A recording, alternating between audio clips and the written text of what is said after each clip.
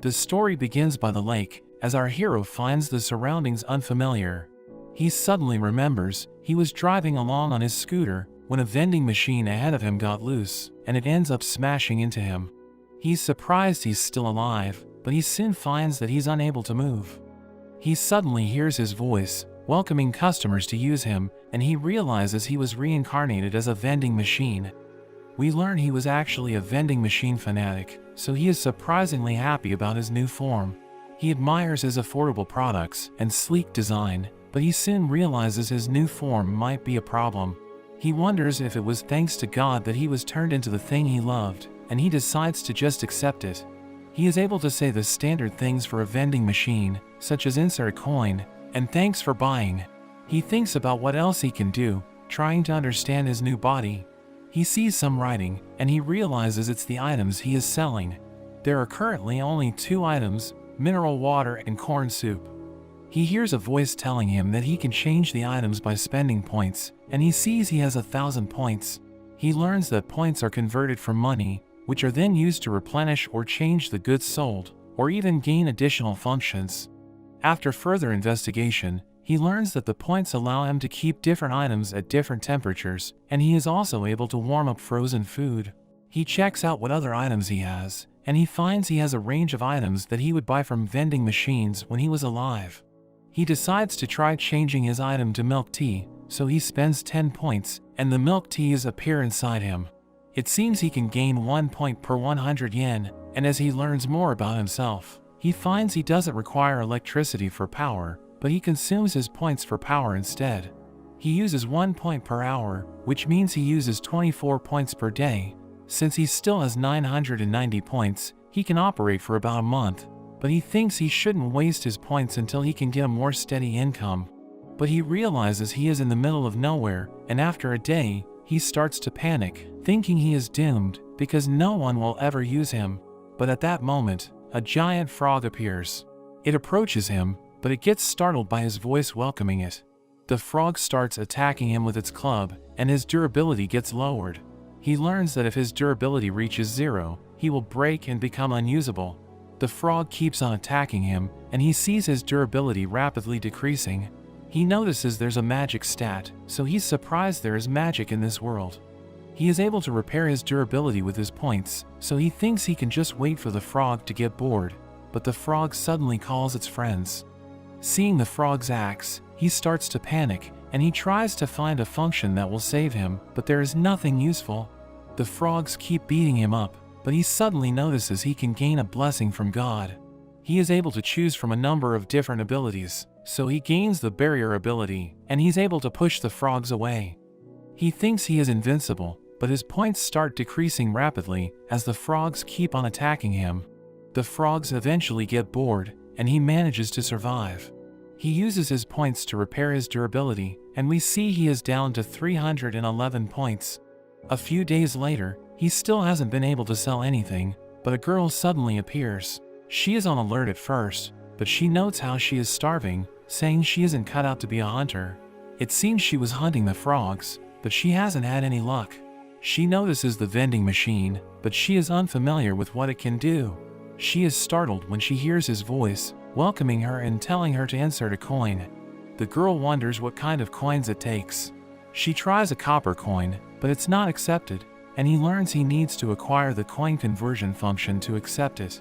He quickly learns the skill for 100 points, and his prices change, allowing the girl to realize it will cost her 1 silver coin.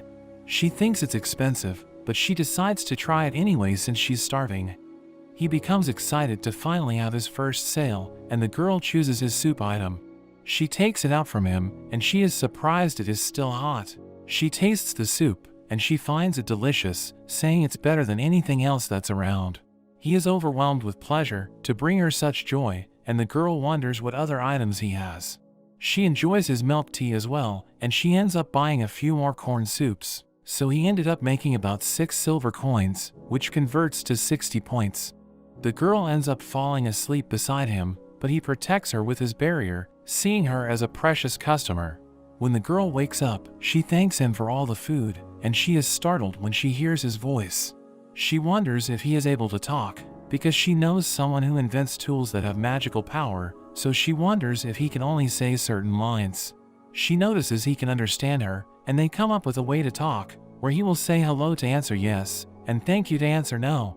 She introduces herself as Llamas, and she starts trying to learn more about him.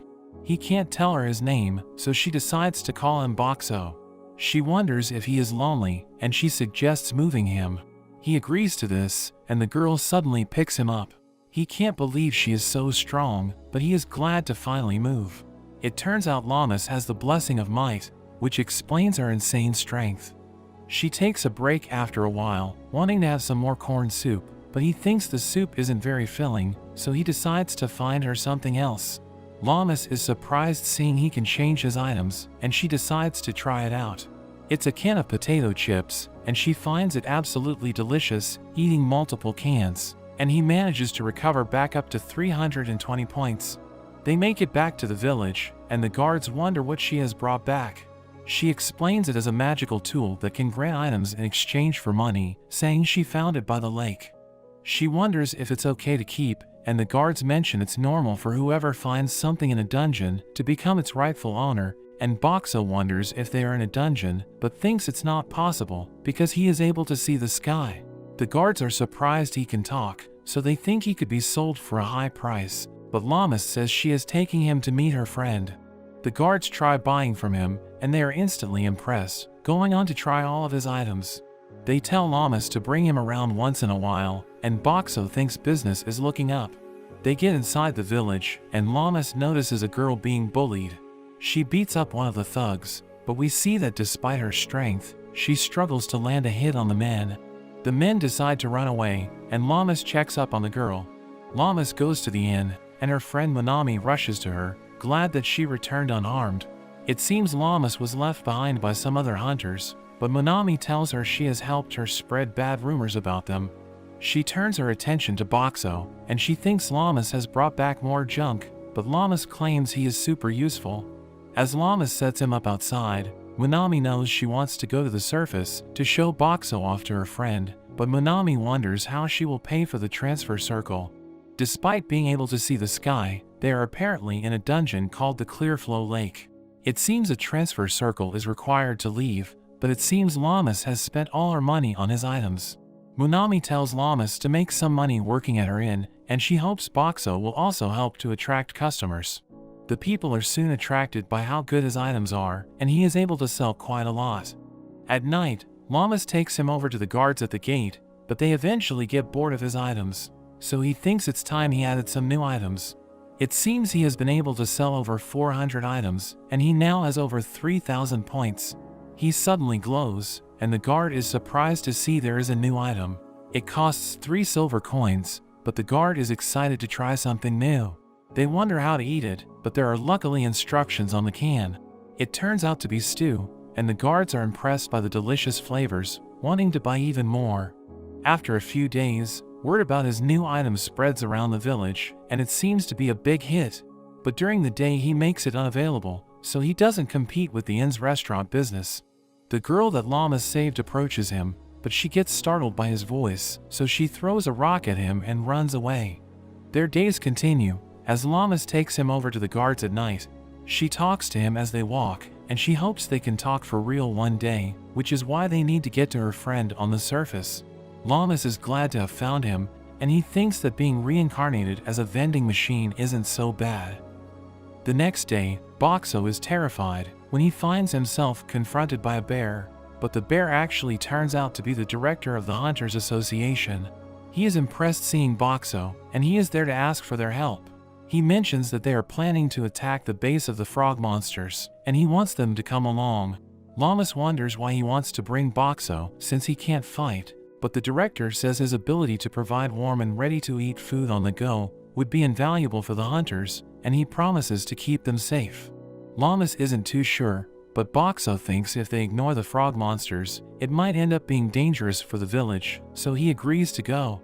They head off 3 days later, and we learn that it seems to be breeding season for the frogs, so there are an abnormally high number of them, and according to the director, they are making sure to protect the transfer circle in their village, because it's the key to getting in and out of the dungeon. Besides the hunters from the village, there are also a group of hunters known as the Misfits who are joining in on this raid, excited to make some money. The hunters take a break and Llamas sets Boxo down. She is approached by one of the hunters, who tells her not to be so worried because they are there to protect them. He is interested seeing Boxo, and Llamas explains how to use him. The man decides to try it out, picking out a lemon tea, and he is impressed by the packaging. The man tries the drink, and he finds it delicious. He wonders where it all comes from, but Llamas mentions Boxo seems to just refill himself. The man becomes even more interested, so he calls over his vice captain Filomena. She addresses him as Captain Kelroy, and Boxo is surprised to learn that he was the boss. Kelroy calls Filomena an expert about magic tools, so he asks her if she knows anything more about Boxo. She takes a look at him, but she ends up sensing no magic power from him, saying he just seems like a block of iron. Kelroy mentions how he magically seems to refill himself, thinking the items could be coming from another dimension, and Filomena suggests it could be the power of a blessing, but she finds it unlikely. Kelroy thinks it's a mystery, but decides to just be thankful to have him there. The director tells them they are camping for the night, and Boxo thinks it's his time to shine. Everyone lines up to buy from him, and we see he has added cup noodles for this expedition. Everyone finds it delicious, and Boxo takes note of a girl that seems to have a big appetite. Llamas gets to know her, and she introduces herself as Sui. Later at night, the director joins them, and he tells Llamas the frog den is about 3 hours away. He gives her the choice to either stay at the camp, or join the hunters on the battlefield.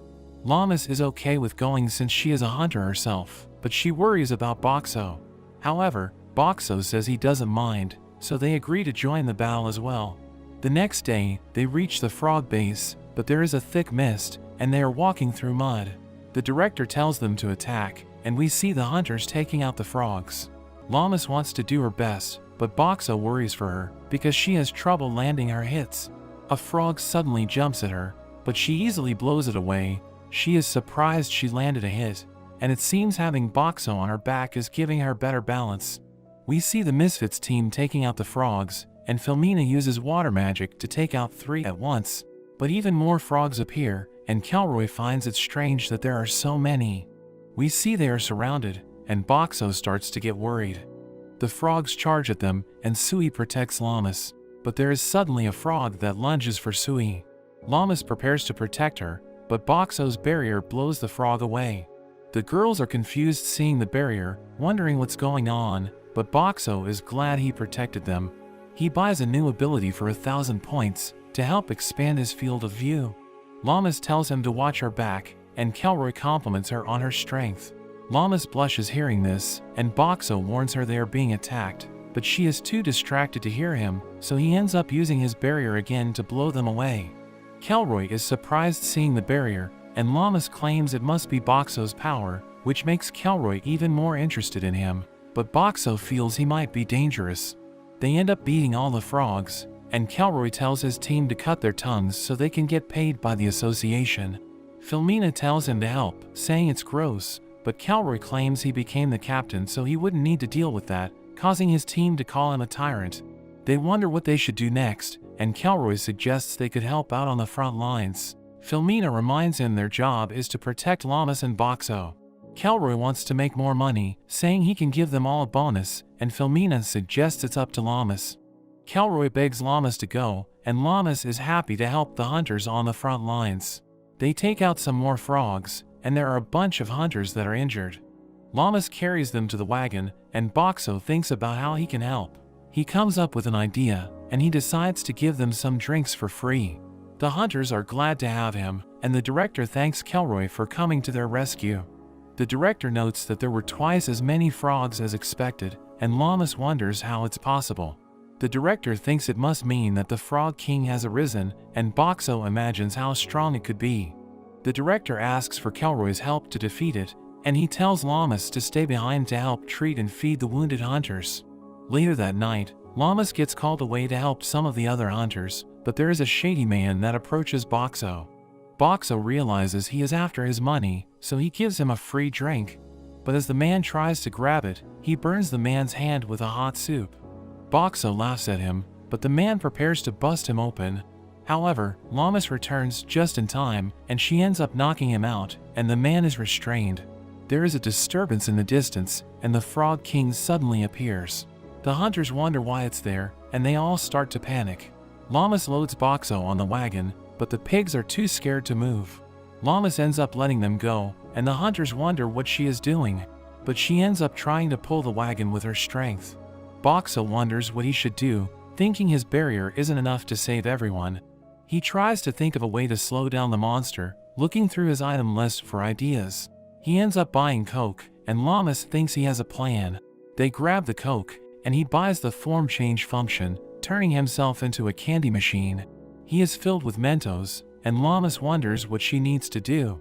He struggles to explain his plan since he can't talk properly, so he just keeps telling her to insert coin.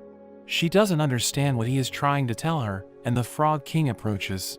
The hunter thinks he must be broken, but Llamas can tell Boxo is trying his best. There's nothing Boxo can do, but the thief suddenly wakes up, seeing the Frog King, and he demands to be freed, not wanting to die. But a hunter stuffs his mouth to shut him up, but he starts to choke, so they give him some of the Coke, causing him to explode. This gives Llamas an idea, and she figures out Boxo's plan. She explains it to the other hunters, and they end up using the Coke to blast the frog in its eyes. Kelroy and the director make it back in time, and they manage to take out the Frog King.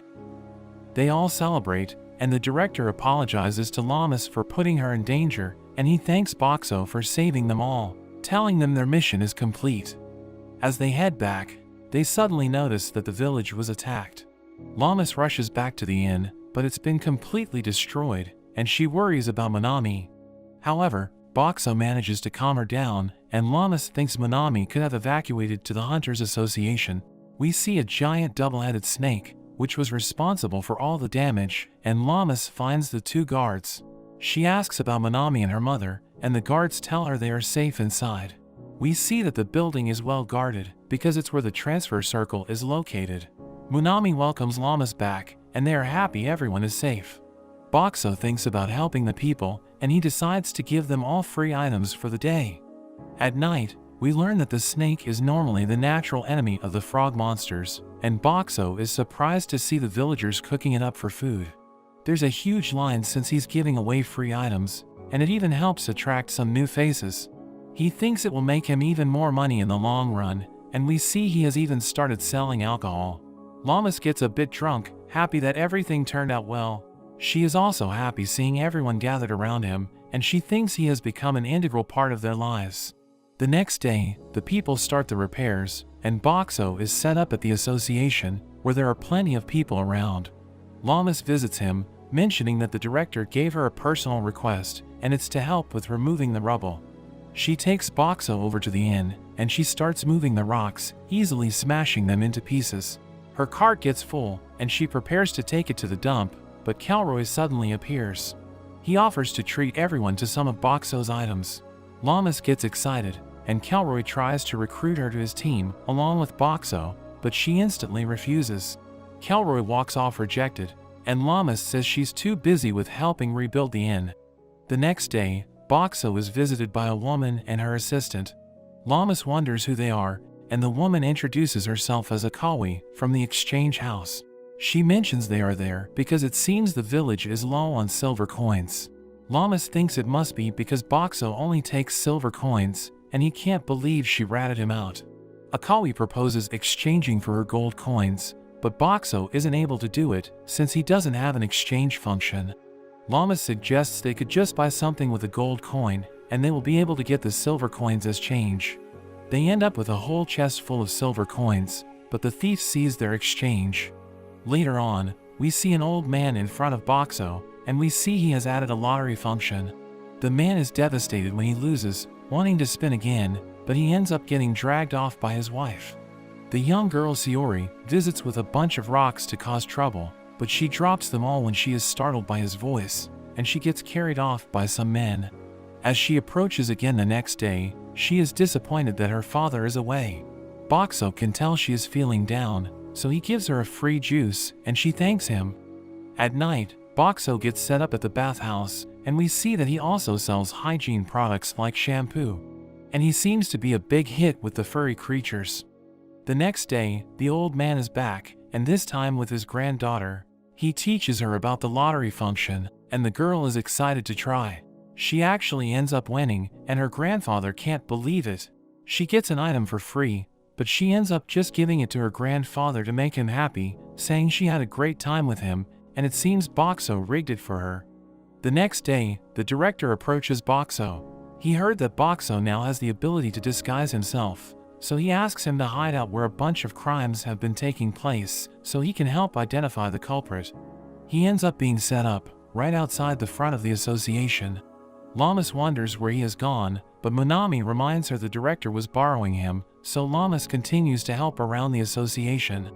Boxo has a quiet day, but we see Sayori looking around for him. She runs into Llamas, and she wonders if she has given any more thought to her proposal. However, Llamas says she's not going to sell Boxo. Sayori says she would have enough money for the rest of her life, but Llamas refuses, saying Boxo is irreplaceable. Sayori wonders what Boxo truly is, but even Llamas isn't sure.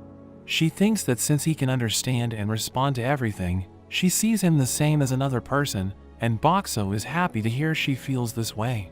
Sayori declares she will get Boxo one way or another, but she leaves for the day, telling Llamas to take care of him until that day comes.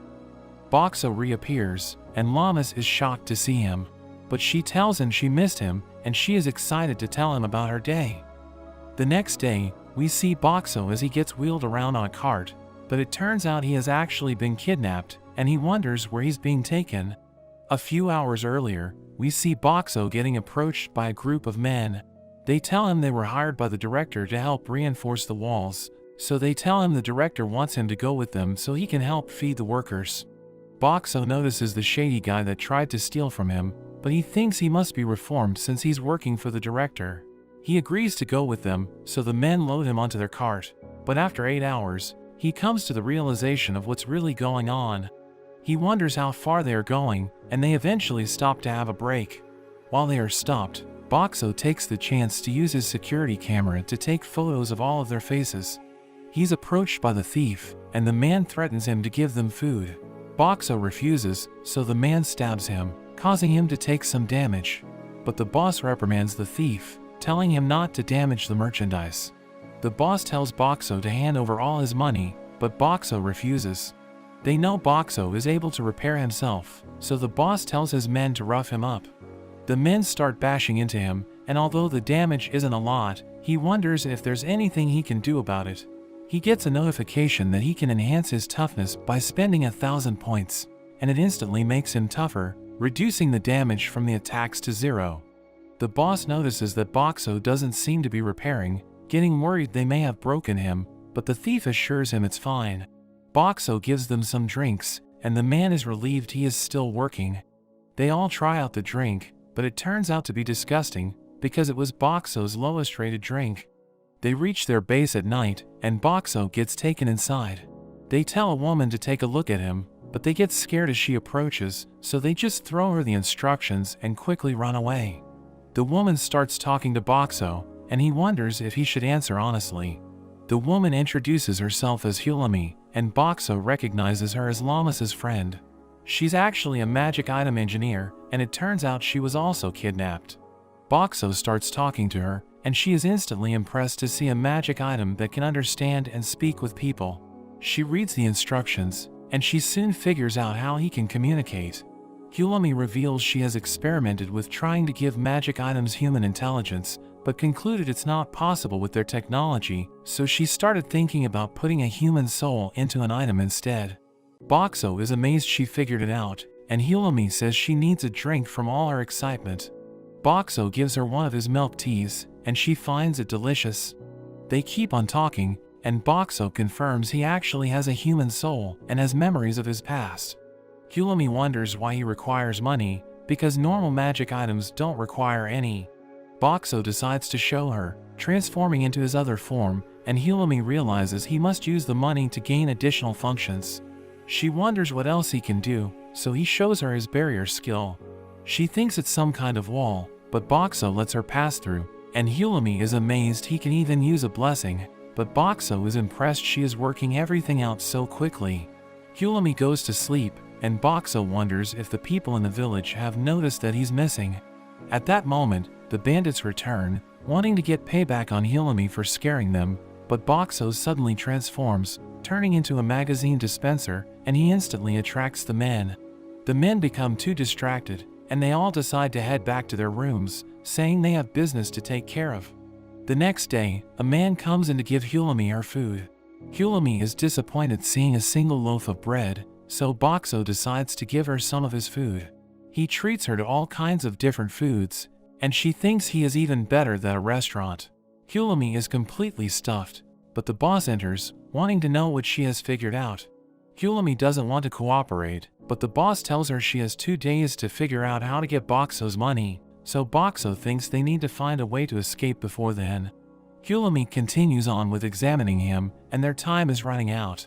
Boxo thinks about making a distraction to give Hulami a chance to get away, but Hulami has a serious talk with him, telling him not to think about sacrificing himself, because the area is surrounded by monsters, so even if she got away, she wouldn't be able to survive. She gets tired, so she calls it for the night, but Boxo wonders what to do about their deadline. During the night, there is suddenly a commotion outside, so he quickly wakes Hulami up. They realize there's a fight going on outside, and they suddenly hear Llamas's voice. We see the fight outside, and Llamas calls for Boxo, charging into the building. Hulami is surprised that Boxo is friends with Llamas, and she thinks they should be fine to just wait to be rescued. But Hulami suddenly thinks they could be in trouble, because besides storing all their gold here, the bandits also have explosives. Boxo worries hearing this, and some of the explosives go off, causing the ceiling to come crashing down, but Boxo protects them with his barrier. Hulami wonders if he can hold the barrier forever, but he admits that he can't. He thinks he would survive being crushed since he upgraded his toughness, but he worries for Hulami. Hulami realizes that his ability must use money, so she points out the bandit's stash of gold. Boxo lets it through his barrier, and he jacks up the prices on all his items, while Hulami deposits all of the money into him. Boxo gains an insane number of points, and he thinks he'll be able to hold out until Llamas saves them, but Hulami suddenly collapses. Boxo realizes she can't breathe, because his barrier also stops air from getting in. He thinks about what he can do, and he suddenly transforms, turning into an oxygen vending machine. Hulami is able to breathe, and Boxo is glad he was a vending machine fanatic in his past, knowing that in 1965, there were oxygen vending machines because there were concerns about air pollution. Hulami thinks she would fall for him if he were a man, and even Boxo is charmed by her. Llamas makes it to them, and she is overjoyed to finally find him. She slips through the barrier, crashing into him, but she cries thinking she had lost him. She hugs onto him, apologizing for not watching him, and he is glad to be reunited with her as well. Llamas eventually realizes Hulami is also there, and Hulami is glad they got out safely. Filmina wonders why Kelroy helped out when there was no money involved. Kelroy says he's just a nice guy, but Filmina knows he is trying to gain a favor from Boxo, and Kelroy says they will achieve their dream by any means necessary. We see Llamas as a child, using her strength to catch fish with Hulami. Hulami thinks her parents will be happy, but we learn Llamas gets into trouble for constantly breaking things at home. She suddenly stands before Boxo, where she thanks him for saving her, but we see she is just dreaming, telling him not to leave her again. Hulami tells Boxo that after he was abducted, Llamas kept looking for him and didn't even sleep. She mentions their past, revealing that their village was wiped out and Llamas lost her parents. Despite having her strength, she was too scared to do anything, and it became her biggest regret. Boxo wants to do whatever he can to help her, and she dreams they'll be together forever. The next day, Hulami decides to stick around in the village, and Llamas heads off to do some work. Hulami and Boxo get approached by Sui's bodyguards. The man tells them that Sui will be coming to make a request from them, and he hopes that they will accept the request. The men panic as they hear Sui approaching, so they quickly leave. Sui introduces herself to Hulami, and she asks for a favor. Hulami wonders what she wants, and Sui explains there is a gathering of merchant families where they reveal their newest magic items. The organizer is her rival Kana, and she gets mad even thinking about her. Hulami thinks it sounds interesting, and Boxo agrees as well. They go over to the event, and Boxo looks around for Sui's rival. Sui approaches her, and they pretend to get along. Kana checks out the competition, looking over at Hulumi and Boxo, but she is confident she will win. The presentations begin, and we see the first participant show off his latest invention. He introduces it as a magic weapon that can transform. Hulumi thinks it's a good idea, but it turns out he is just putting different attachments onto a stick, and everyone is disappointed. After a number of other lackluster presentations, Hulumi starts to get bored, but it comes to Kana's turn. Her engineer reveals a robot, claiming he has succeeded in the dream of giving intelligence to a magic item. Hulumi is shocked, thinking he must have put someone's soul inside the robot, and she notes that it's banned by the Magic Engineer Association because it's too dangerous, mentioning that a whole town was destroyed in the past because of it. The robot impresses everyone as it can follow commands, but it suddenly starts to go wild, wanting to kill everyone. The man tries to turn it off, but he gets thrown away, as the robot blames him for awakening it. Hulumi orders Sui's men to help out, but they all get thrown away. Hulumi jumps onto it, targeting its magic seal, and she manages to turn it off, apologizing to the soul that was used. The crowd suddenly realizes who Hulumi is, and we learn she has quite the reputation for being a troublemaker. Hulumi claims all her incidents were from her youth, and Sui declares her victory over Kana. After some time, winter arrives and we see all of the town's restaurant owners in a meeting led by Monami. They discuss the arrival of a popular chain restaurant, and they worry about going out of business. Monami reveals Boxo as their secret weapon, and she bribes him by giving Llamas a discount at the inn. We see the restaurant has opened up, and they have a huge line of people wanting to get in. Llamas and Hulumi go and try out the food, but they find it's pretty average, thinking it doesn't even compare to Boxo's food. Llamas thinks the food is bland, and Boxo thinks that it's because seasoning isn't cheap in this world, but this gives him an idea. In Monami's next meeting, she thinks that they need to come up with a new menu to save their customers. They all bring out their latest creations, and Llamas and Hulumi test the food. They give suggestions on how to make it better, while Boxo transforms, giving them a sample of what it should taste like. All the owners rush to get advice, and they become inspired by Boxo's samples. We see that at the chain restaurant, all the owners have set up food stalls outside, offering their new dishes, and they start to attract the people waiting in line. The people are amazed by all the new foods, turning out to be a huge success, and the restaurant ends up going out of business and closing down. As all the owners celebrate, Kelroy approaches Boxo. He tries to invite Boxo on a campaign, but Boxo instantly declines. Kelroy reminds him how he helped out when he got abducted, and Boxo considers changing his mind, but Kelroy tells him to talk it over with Llamas. Hulumi thinks that most people would want the opportunity to join Kelroy's group, and she wonders what Llamas wants. Llamas says she wants to fight so she can get stronger, but Hulumi wonders if she is after revenge, and Boxo wants to help her in any way he can, turning into a flower machine, and he cheers Llamas up. Boxo thinks about what Hulumi told him about Llamas's past, and as spring approaches, when the hunters will become active again, he wants to be able to protect her. He is suddenly approached by a girl, but she quickly hides behind him as the guards approach. The guard gets some stew, and his friend wonders why he keeps eating the same thing, but the guard insists it's his favorite. We learn that the girl is into him, but she's just too shy to make a move. Boxo decides to help her out, transforming into a new form and giving her some vegetables. He gives her a bunch of other ingredients as well, and she realizes he is telling her to cook the man's favorite stew. The girl thanks him, and we learn they ended up getting together. Spring arrives, and it seems Llamas and Boxo have agreed to go on Kelroy's expedition. We learn they are going to check up on the crocodile monsters, since they are one of the 3 main monster factions in their area, and after dealing with the frog boss and the twin-head snake, they are going to check to see if the crocodile monsters have over-multiplied as well. The group prepares to leave, and Hulumi reveals she is also going, saying that the director hired her to perform an ecology survey. They head off, and Kelroy is glad to finally get out of the town. They are suddenly attacked by some frog monsters, but the group easily fights them off. Llamas wants to get involved, and she thinks about throwing rocks. Boxo thinks throwing would be a good use of her strength, so he gives her a reinforced bottle to throw. She gives it her best, but she ends up completely missing. The group stops for a break, and they enjoy all of Boxo's food. They are glad they don't need to hunt for their food. Boxo shows off his new function, adding on an emergency box, and it turns out to contain the parts of a portable toilet. The group thinks it's amazing, and Kelroy tries to take credit for it since he convinced Boxo to join, but the group doesn't buy it. They continue on, and Kelroy mentions they are entering the crocodile's territory. He decides to send Akka and Shiro to scout, so they head off while the rest of the group waits. When they return, they report that they found a group of around 30 crocodiles.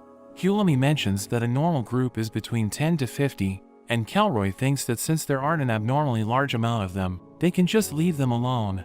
But Filomena mentions that the crocodiles go for a high price, so she wants to take them out. Kelroy ends up agreeing, and they decide to rest up for the night. As they sleep, we see Hulami telling Llamas to be careful. She wishes there was something she could do for the fight, mentioning the crocodiles are weak to the cold, and Boxo suddenly turns into an ice machine. Hulami gets an idea, wondering how much ice he can make, and we see Boxo dumping ice into the river the next day. The crocodiles end up all getting out from the cold, and Kelroy thinks this is their chance. He asks Filomena to create a fog, but she says she can't cover such a large area. They wonder what they should do, and Boxo turns into another machine. He starts dumping dry ice into the river, and it creates fog over the whole area. Kelroy tries to take credit once again, but Filomena says Boxo is more useful than him. Kelroy gets depressed thinking he is useless, but they end up heading off to hunt the crocodiles.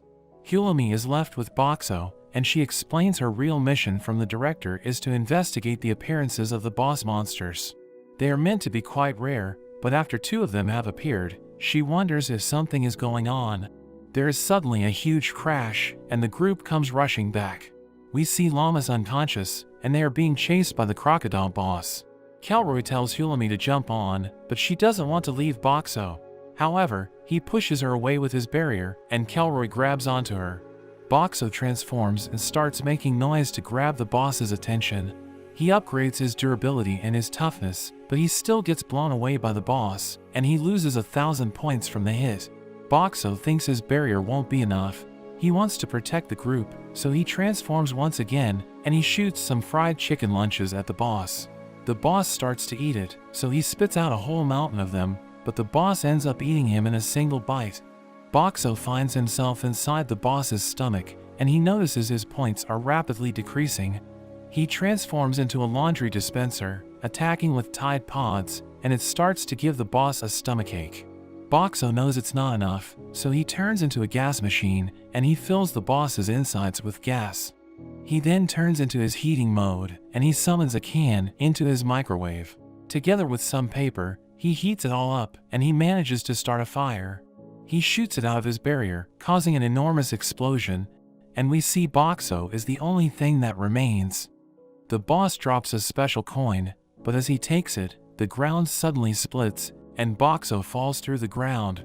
As he falls, he thinks about what he can do. He transforms into a balloon vending machine, and he starts inflating balloons, and he is able to fill his barrier full of balloons. However, it's not enough to slow him down, so he transforms into a cardboard vending machine and becomes much lighter. He finds there's a huge labyrinth beneath him, and he decides to use his camera to take some photos from above. He manages to land safely, and he notices the coin from the crocodile on the ground. He can't pick it up, so he thinks about unlocking some new functions. He is shocked to see he has over 1,000,000 points, and he realizes he must have got them from defeating the crocodile boss. He wonders what he can do with 1,000,000 points, and he sees he can level up his vending machine rank. He increases his rank to 2, boosting some of his stats and unlocking more options for his transformations. He transforms into a vacuum machine that you would see at a car wash, and he is able to suck up the boss's coin, but when he examines it, it doesn't seem to do anything at the moment. He suddenly starts flashing red, and he gets a warning that his transformation time for the day is about to exceed 2 hours. He quickly turns back to his original form, and he is shocked he had such a limitation. The day goes by, and he hasn't seen a single person go by, but he just enjoys his time in the sun, revealing that he added a new solar panel function that allows him to save his points when the sun is out. There are suddenly 4 bear creatures running toward him. It turns out they are being chased by pig fiends, and one of them is injured. Boxo decides to help them out, Using his camouflage to hide, he then activates his barrier to shoot out drinks at the pigs, hitting them in the face and driving them off. The bears wonder what happened, and Boxo quickly reveals himself. They wonder what he is, but when he speaks, the bears are terrified and back away. Boxo thinks there is only hope, so he quickly transforms into a food machine and throws out a box of fried chicken. The bears admire the smell, and the one named Suko realizes he might be a box that sells food, but the leader Mikan worries it could be a trap. However, they just can't resist, and the one named Pell eats the chicken, finding it delicious. The other two rush over, buying another box, and they also find it delicious. Mikan can't resist, so he also joins in, and he can't believe how good it tastes. After eating a whole mountain of chicken, Pell thinks they should go home, but Mikan says they haven't found any treasure yet. However, Suko points out Boxo, thinking he is the best kind of treasure, but Boxo tries to say that he won't be their property. The bears are shocked when they hear him saying different lines, and they wonder if he can actually understand them. Boxo tries communicating with them, but in the end, Mikan can't work it out and thinks he is just saying random lines. They decide to take him back to the entrance, but he's way too heavy for them to move. Boxo thinks about turning into cardboard again, but thinks that would scare them off, so he adds wheels to himself instead. The bears push him along, and they approach the area where the pig fiends attacked them earlier. Boxo decides to show off his barrier, but the bears start freaking out. He lets them out of his barrier, but they start to find him suspicious. Boxo tries to communicate with them again, using a new function to display text, but the bears can't understand Japanese, so they aren't able to read it. The bears think they should just leave him behind, but Boxo quickly drops more fried chicken, and they easily change their minds about him. The pig fiends suddenly come rushing over, and Boxo turns into a gas pump, but realizes he can't move his nozzle. However, the ground shakes, and the nozzle comes loose, allowing him to spread his gas, causing all the pigs to slip. But the ground keeps shaking as an enormous flaming skeleton appears. Mikan recognizes it as the boss, and he tells the others to run.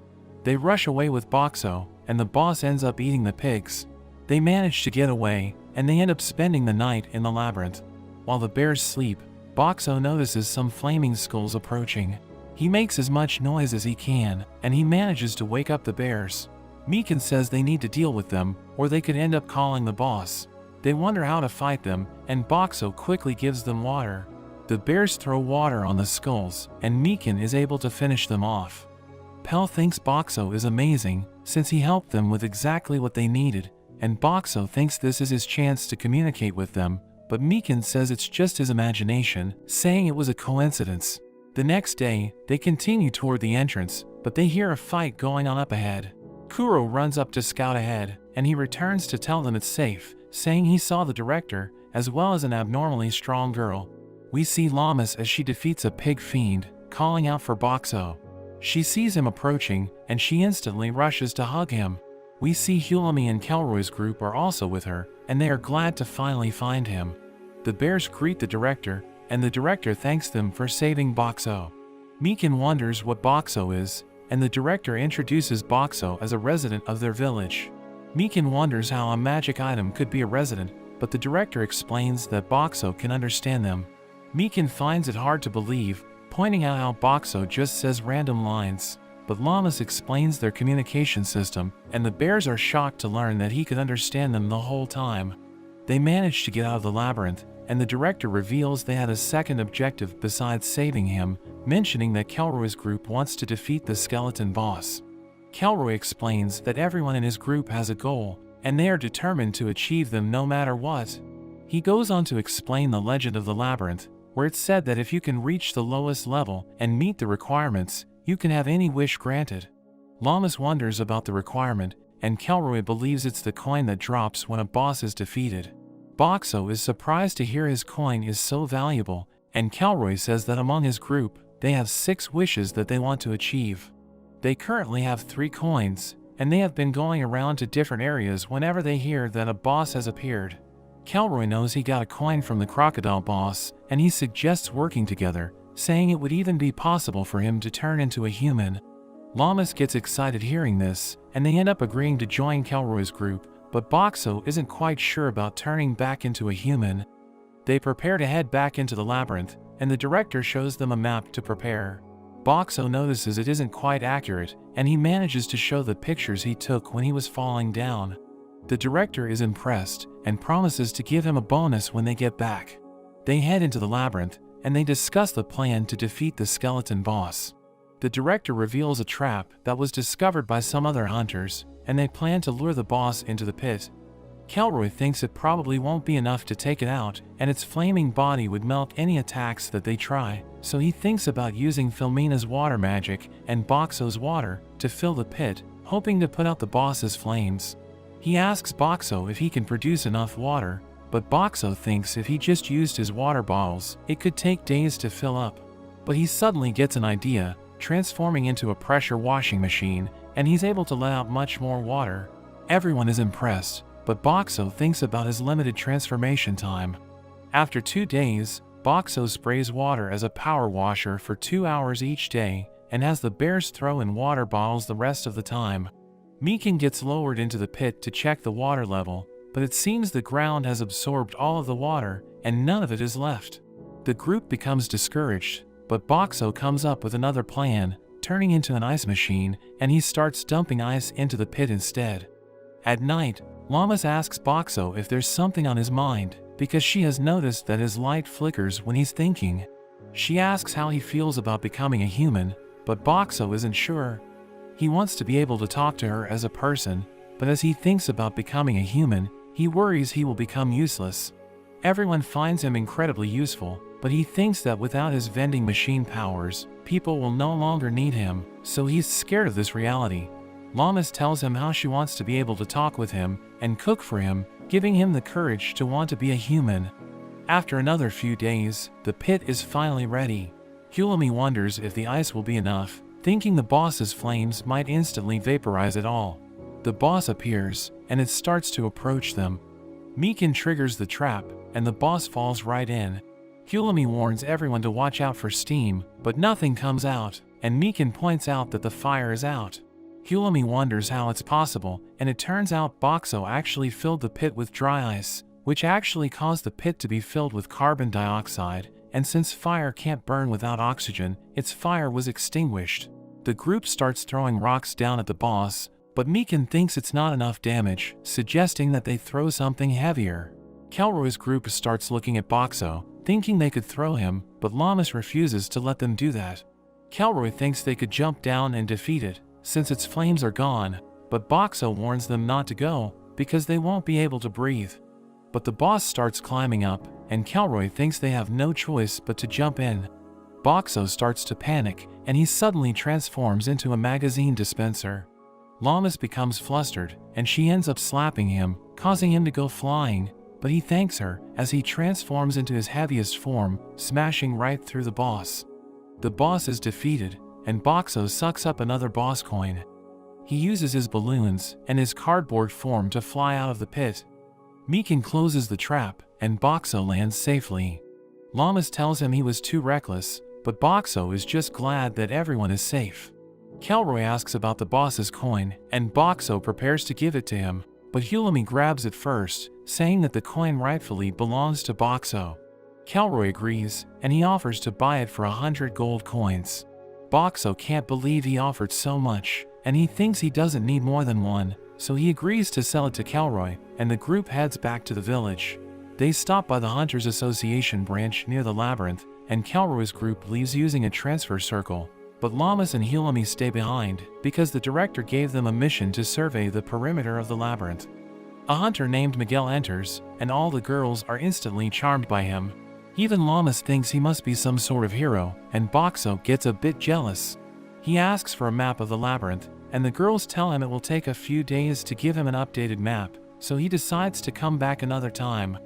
At night, we see that Miguel isn't quite the hero Llamas was thinking about, and we learn he only came to the labyrinth because he heard there weren't many people. He bumps into Boxo, and it turns out he gets nervous just talking to people.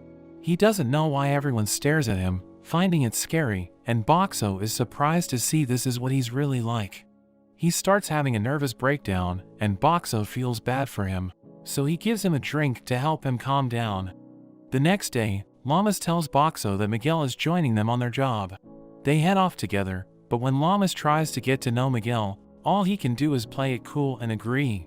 When Hulami asks him questions as well, he gets nervous and ends up running off to guard the rear instead. Boxo feels bad for him, but it seems Miguel is trying to improve his communication skills. After a week of traveling, Llamas seems to be feeling unwell. Hulami worries about her, telling her to ride on the cart, but Llamas decides to keep going. However, she suddenly gets weak, but Miguel catches her just in time. They stop for a break, and it turns out to be Llamas' time of the month. Boxo thinks about what he can do to help, and he turns into a hygiene product dispenser. Hulami wonders what his item can do, but when she sees how absorptive it is, she realizes how to use it. After that, Boxo even turns into a washing machine, and he takes care of all of Llamas' clothes. After 2 weeks of traveling together, Miguel has started warming up to the group, finally able to eat with everyone. Meekin smells something up ahead, and he tells the group to stop. Pell senses it as well, and he can tell there is a group of men up ahead. Hulami finds this strange, because there shouldn't be anyone out in the middle of nowhere. Miguel gets nervous hearing this, and he tells the group that the men are probably after him, so he thinks he should leave so he doesn't cause them trouble, but Llamas doesn't want to let him go. Hulami wonders why he is being targeted, but Miguel isn't able to say. Hulami tells him there's no need to worry about their safety, because Boxo will be able to protect them. Boxo shows off his barrier, and Hulami tells him to test it, telling him to stay if Boxo can block his attack. Miguel agrees to this, and he prepares to go all out. He unleashes a lightning dragon, but the barrier is able to stop it. It does 500 points worth of damage, and Boxo is shocked it was so much, thinking it was almost as strong as the crocodile boss's attack. They continue on foot, and Miguel can sense that there are 3 swordsmen and 2 magic users. Llamas is amazed he can sense them from so far away, and we see the men approaching them. The leader reveals they are there for Miguel's life, and he wonders if Llamas and Meekin are his companions, but Miguel says they are unrelated, telling the man to leave them alone. The man agrees not to harm them if he doesn't resist, but Miguel doesn't trust him, so he decides to fight. Llamas and Meekin run off, drawing the 2 magic users. The mages attack, but Boxo blocks it with his barrier. He then transforms into his washing mode, and Llamas sprays the men with water. She then attacks with soap, blinding their vision, and she easily finishes them off. Miguel fights against the leader, but in an instant, he is able to take him out. Miguel thanks Llamas for her help, and he tells them to get the others while he gets information from the men. When they regroup, Miguel isn't able to say why he's being targeted, and he thinks it's too dangerous to keep traveling together, so he thinks it's time they part ways. But Llamas suggests he should join Kelroy's group, saying they don't care about a person's past as long as they are strong. Miguel agrees to get in touch with them, but when he leaves, he just can't handle meeting more people. The group makes it back to the village, but when they check in at the guild, the clerk finds it strange because he thought Boxo was already back. It turns out that at the closed-down chain restaurant, there are some vending machines, but when they try it out, it's actually just a person inside, and they are just selling the food from the restaurant. Llamas and Hulami aren't impressed, and after a week of Boxo being back in the village, the restaurant is once again out of business. Munami holds another meeting with the restaurant owners, and she suggests holding an eating competition. The repairs to the village are almost complete, so she thinks the contest would be a good way to attract more people. The other owners think it's a good idea, and they decide to hold it in 2 weeks' time. But after a week, we see the restaurant owners asking Boxo for help, and Hulami wonders if there's a problem with the contest. Munami says it was all going great, until they realized that Sui and the band of bears would be entering, and they are all known for their insane appetites, so the restaurant owners think they are going to go broke running the competition. Llamas wonders if Boxo can help them, and he ends up thinking of giving the contestants cola, because the bubbles will fill them up. Llamas thinks the contestants might complain, because the people drinking water will have an advantage. The owners decide to market the drink before the event at a higher price, and then on the day of the contest, they'll give it out for free, so the people will be more likely to want it. They all thank Boxo for his help, and Munami hopes he can continue to help if they have any more problems. On the day of the competition, We see the event has attracted a large amount of spectators, and Munami reveals there were so many entries that they need to have 2 preliminary rounds, with the top 5 of each group moving on to the finals. The first group of contestants take their place, and we see the band of bears are in this group.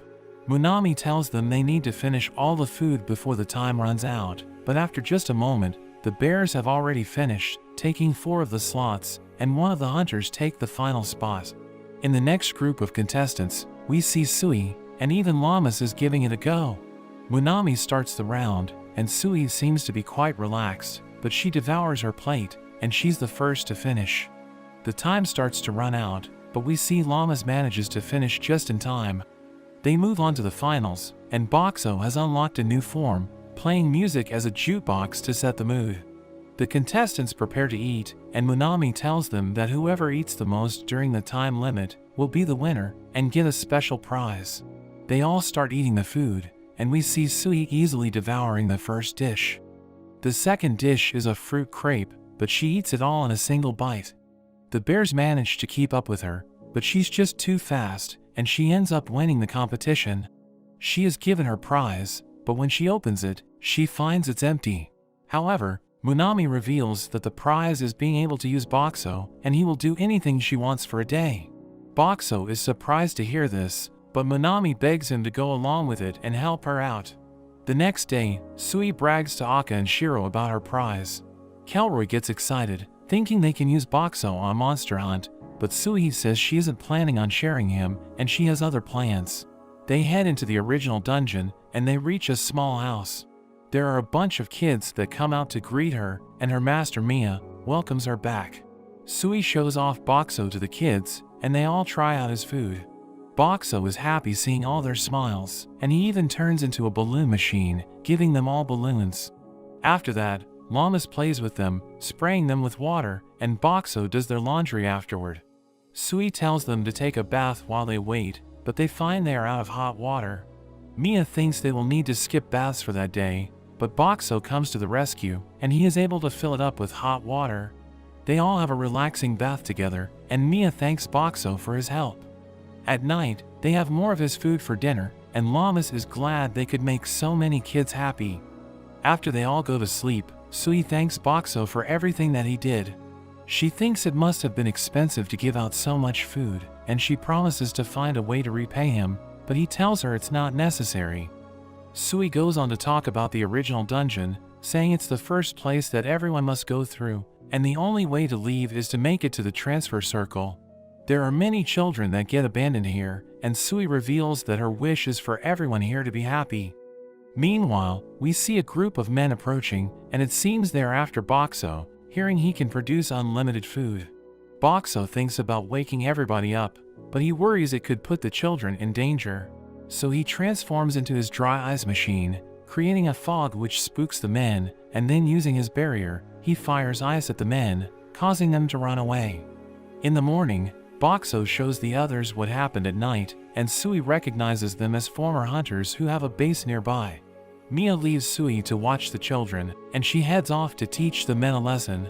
Llamas wonders if she'll be okay by herself, but Sui notes that Mia is an expert hunter, and even Kelroy is afraid of her. Llamas meets back up with Kelroy, but she freaks out when she finds out they are planning a campaign in the Dead Zone, because it's an area filled with all kinds of skeletons and monsters, and Boxo is surprised to see her so scared. It seems Llamas is too terrified to go, so Kelroy wonders if there's any other way for them to take Boxo. Filmina worries about having enough food during a long campaign while they are looking for the boss, but Llamas suddenly claims she isn't a child, saying she's not scared, and she agrees to go with them. They prepare to head off, but Llamas notices Filmina isn't with them. They tell her she scares easy, so she isn't coming along, and Llamas realizes she was tricked. They arrive in the Dead Zone, and we see all the buildings are abandoned. Llamas tries her best to keep her cool, and they arrive at the inn. Llamas is scared seeing a picture of a woman, but when she appears behind her, Llamas instantly passes out. Kelroy takes her to one of the rooms, and Boxo is set up outside the inn. Hulami tells him more about how Llamas was even easier to scare when she was younger, and she can't believe Llamas hasn't already run away. At night, There are ghosts that appear, and Boxo becomes surrounded by all kinds of monsters, but they just seem to be wandering around. He puts up his barrier just in case, and he decides to try out his undead repelling items. He starts off by throwing salt at them, but it seems to have no effect, so he transforms into a figurine machine, throwing statues and other religious items at the creatures, but that also does nothing. In the morning, Hulami checks on him, but is shocked when she sees all of his items on the floor, wondering what's going on. Sui and the others go out to explore, and Calroy also leaves to find more reinforcements. Boxo is approached by the innkeeper, and she wonders what he thinks about the monsters.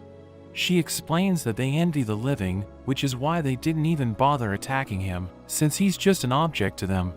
Llamas is depressed, because she is still scared of the area, but Hulami tries to cheer her up, saying she will help her overcome her fears. Llamas gets excited by the idea, but when Hulami tells her to start by walking around the village, she's scared once again. Hulami tells her to buy some potions from the store, but when she goes to take Boxo along, Hulami tells her she needs to go alone. Llamas agrees to prove herself, but when she hears a door opening, she dashes right back, hugging onto Boxo. She claims her job is to carry him around, so she insists on taking him, and Hulami ends up letting her take him. Llamas tries her best, and Boxo realizes she's trying so hard to overcome her fears, just so they can be together. He wants to help her out, so he produces the smell of coffee to help relax her, and he plays music to calm her down. She shows off her newfound confidence to the others, and Hulami tells her she's ready for the next step, telling her to do it without Boxo, but she instantly refuses. Calroy returns, and we see he has brought back the band of bears, as well as Miguel. Boxo wonders if he'll be able to communicate in such a big group, but it seems he has improved. The group has a meeting, and Calroy reminds them that their goal is to defeat the boss of the area, the King of Souls, suggesting that they go out looking for it during the day. They head out exploring together, but after just a while, they are soon surrounded by monsters. However, the group is prepared and is easily able to handle them. After several more days, the monsters seem to just ignore Boxo, but there is suddenly a zombie boy that approaches him. It seems the boy wants his food, so he ends up giving him a drink, but the boy just bites the bottle because he isn't able to open it, but he manages to get through. The next night, the same boy comes back, so Boxo gives him another drink. He keeps coming back every night, and Boxo starts to enjoy his visits. One night while camping outside during their exploration, Boxo wonders how the boy is doing, but the boy manages to find him. However, Akka and Shiro are on watch, and the boy gets taken out. Boxo feels bad about this, but he knows it's not Akka's fault. They find he had a coin on him, and they wonder if he was trying to buy something. After some more time, the group has a lead on where the boss is. They start discussing their strategy. Calroy reveals that the Soul King is a magic user that can use multiple different elements. Hulami wonders how he plans to deal with it, but Calroy thinks Boxo's barrier would be the perfect defense against its magic. Boxo agrees with his plan, and they all have a toast before they head out. The group heads off, and they approach the Soul King's location. They scout from a distance and see the Soul King, but there are also countless monsters in their way. Calroy thinks they'll need to take them out before fighting the boss, but Sui thinks it'll be tough to fight so many. Boxo gets an idea, turning into a gasoline machine, and Hulami wonders what he's trying to tell them. She sprays out some of the gas, examining it, and they soon realize that it's flammable. The group prepares to fight, throwing bottles of the gas, covering all of the monsters, and the flaming skulls set everything on fire. The group charges through with Boxo's barrier, and they head straight for the boss. The Soul King attacks them with lightning magic, but Boxo's barrier manages to withstand it. Calroy and Sui attack, but the Soul King creates walls that stop the attack, and the walls even split up the group. Llamas and Boxo are by themselves, but Llamas charges at the boss. The Soul King blasts her with ice, but Boxo easily blocks it. The Soul King is surprised they can stop his magic, and he tries using wind to blow them away, but Llamas is able to withstand it, thanks to her blessing of strength. The boss tries to bury her, splitting the ground underneath her, and Llamas starts to fall, but Boxo quickly transforms into cardboard, and Llamas manages to jump back out just before the ground closes. The Soul King prepares to attack again, but he's suddenly interrupted by an arrow, and we see the others boosting Sui up over the wall. Llamas takes her chance, and she uses Boxo to land a finishing blow. The group celebrates their victory, but we see the Soul King on the floor cursing at them. Kelroy steps on him, preparing to finish him off, but there's suddenly a darkness from the sky as a black orb drops onto them.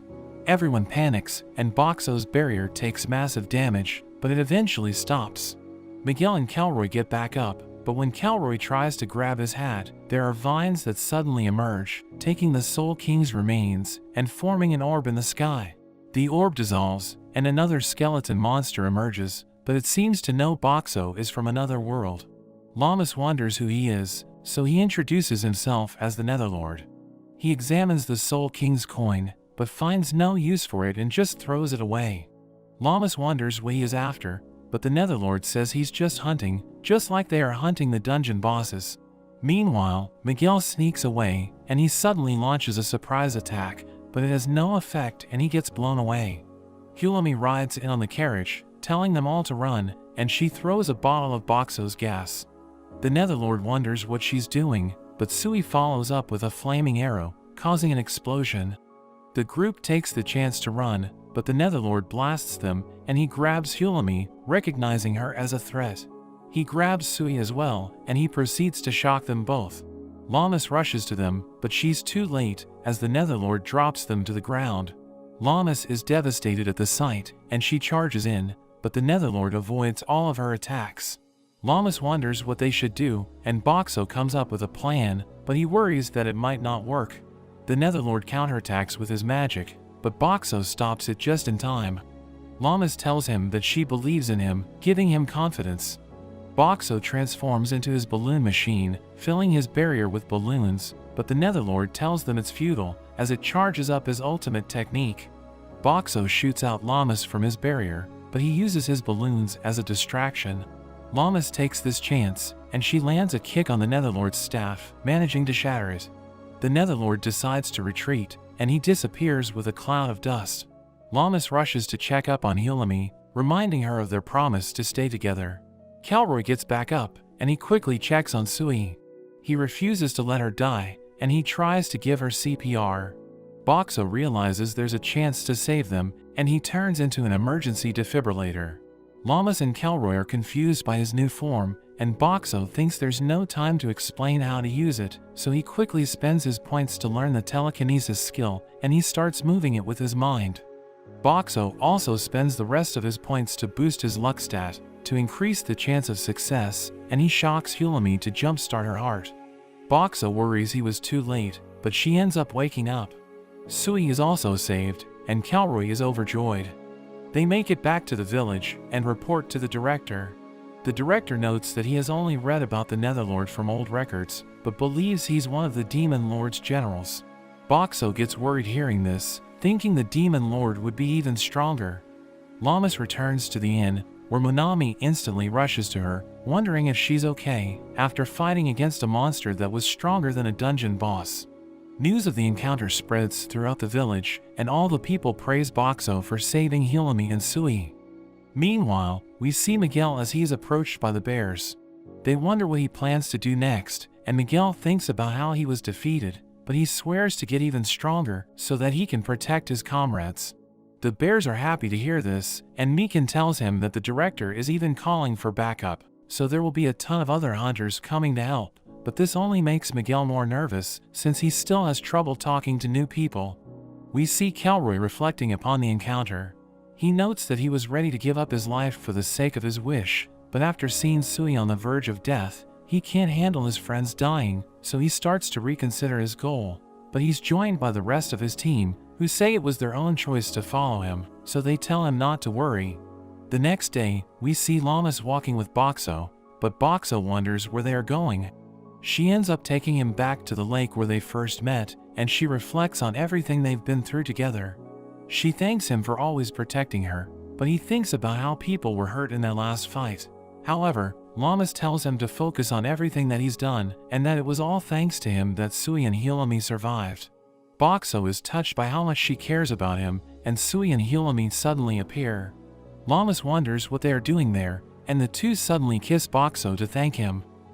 Llamas starts freaking out, but Hulumi tells her she should also thank him, since he has helped her the most. Llamas approaches Boxo, but she gets too embarrassed to do it. So Hulumi and Sui push her in, and she has a moment with Boxo. Llamas runs off, chasing after Hulumi, and Boxo is left thinking about how his life being reincarnated as a vending machine isn't so bad. We see Hulumi and Llamas with Boxo, who forgot that they're in a dungeon because he can see the seasons change when he looks at the sky. He thinks about selling ice cream when the weather is hot, but Miguel suddenly appears and asks Boxo to become his master. Boxo says hello there, so Miguel thinks he has been accepted as Boxo's apprentice, and the girls start teasing him, but he thinks he has nothing to teach Miguel. He starts cleaning Boxo, but Llamas mentions that she's in charge of cleaning him, so he apologizes for being intrusive. Director Bear joins them and invites them to attend an important meeting, which will be held in the Dead Zone. The dungeon's directors gather for the meeting, and Bear introduces Boxo and his friends to everyone, revealing that they survived an encounter with the Netherlord, who is the Demon Lord's left-arm general. The other directors see him as a threat, and Boxo recalls that he had to revive his friends by turning into a defibrillator because the Netherlords stopped their hearts. Boxo thinks they were lucky that nobody died, but they can't let the Netherlord run free, and he notices that Kelroy is also there. But Llamas wonders what a left-arm general is, so Director Bear notes that the Demon Lord lives in a land to the north.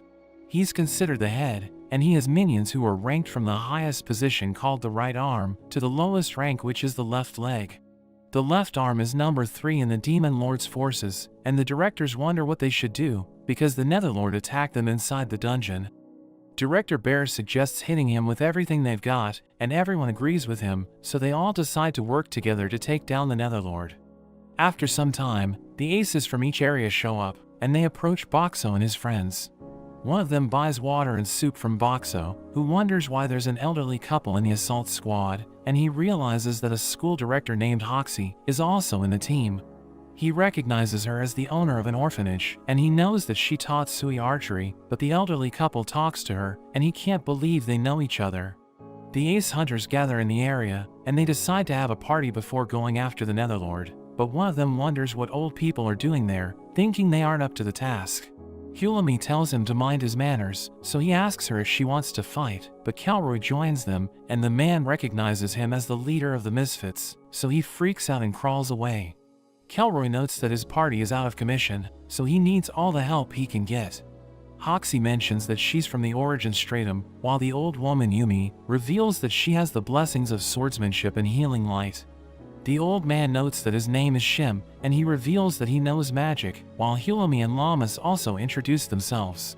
Boxo realizes that they have a well-balanced party, and he isn't sure if their older members will perform well, but he's confident that Kelroy will make good calls. The next day, they split into several teams, and they search for the Netherlord, as Director Bear apologizes for getting everyone involved in such a dangerous task.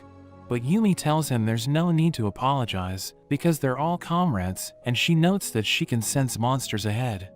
Hoxie shoots them with her arrows, and everyone's impressed that she was able to kill 3 at once, while Shim realizes that the monsters still haven't noticed them, so he blows them away with his magic. Yumi charges in, and she cuts down the skeletons in her path, so Director Bear realizes that they still haven't lost their touch. But they explain that they're no longer in their prime, so they aren't as powerful as they used to be, and Llamas thinks they're amazing, so she tells Boxo they should do their best to keep up. Everyone has dinner together, and they all think Boxo's food tastes amazing, so he's glad he's helping them with their morale. Llamas trains in the middle of the night, and Yumi tells her to lower her center of gravity because it will improve her power and accuracy. She decides to give it a try, and she realizes that it improves the power of her punch, but Yumi tells her she needs to get used to fighting without Boxo. He knows that she still can't control her strength, and having him on her back gives her just the right handicap, but she needs to learn how to use her strength without him. Hulumi thinks the Netherlord let Llamas go on purpose so that she could report to the authorities and bring an assault force together. She thinks he wants the ace hunters to gather in that stratum, but she notes that it's just a worst-case scenario, and she doesn't want to confuse everyone with her ideas, so she only tells Boxo. After that, they continue searching for the Netherlord, and they see another hunter team fighting his minions. He watches them as they fight, and we see Boxo's party behind him as Director Bear tells them to prepare for battle. Hulami tells Llamas to relax, because they have plenty of aces in the team, and Director Bear tells everyone to buy time until reinforcements arrive. They charge in, and they cut down the Netherlord's minions, while Boxo transforms into a power washer, and uses his telekinesis to cut down the monsters with his hose. Everyone obliterates the skeletons, but the Netherlord revives them, so Director Bear realizes that they won't stay down unless the Netherlord is defeated.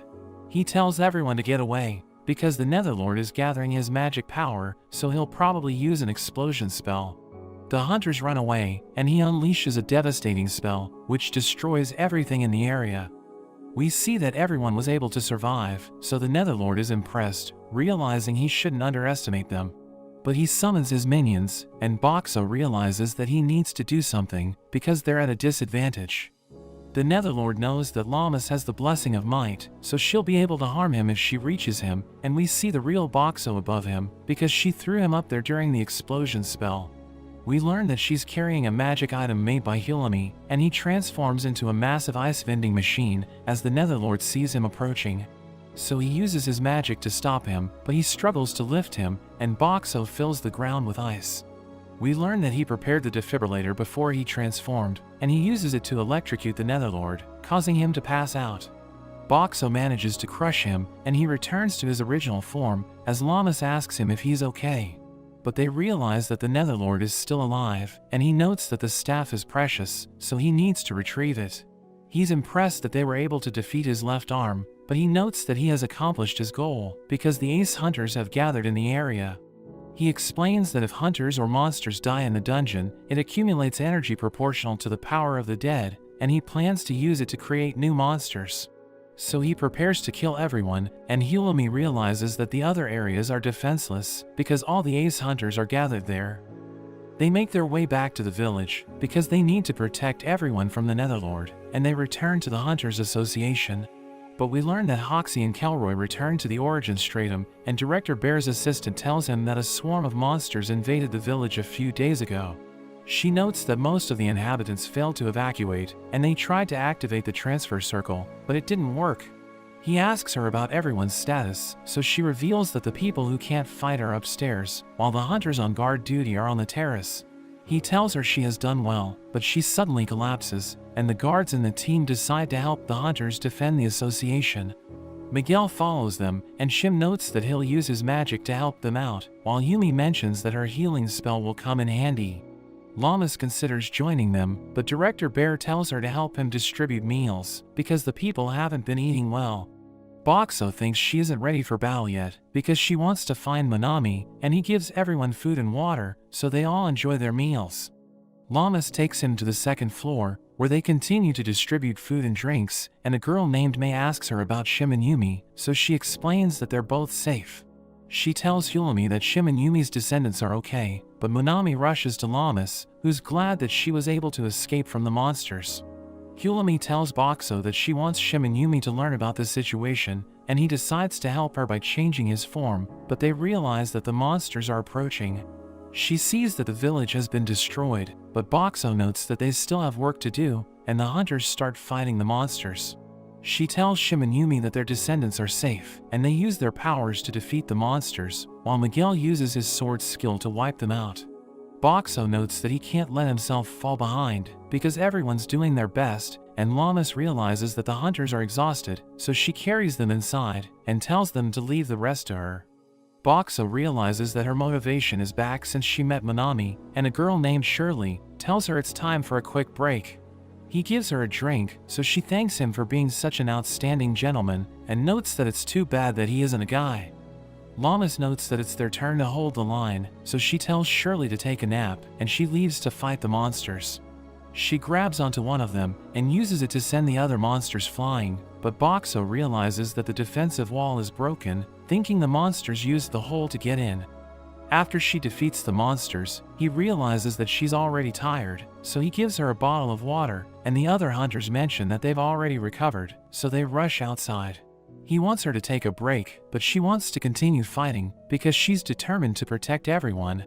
He recalls that her old village was destroyed by monsters, so he understands how she feels, but he knows that she might die if she doesn't slow down. So he decides to stop her at all costs, and thinks it's the perfect time to use the skill he's been practicing for a long time. He calls her by her name and tells her to stay back, but she freaks out, wondering when he learned how to talk.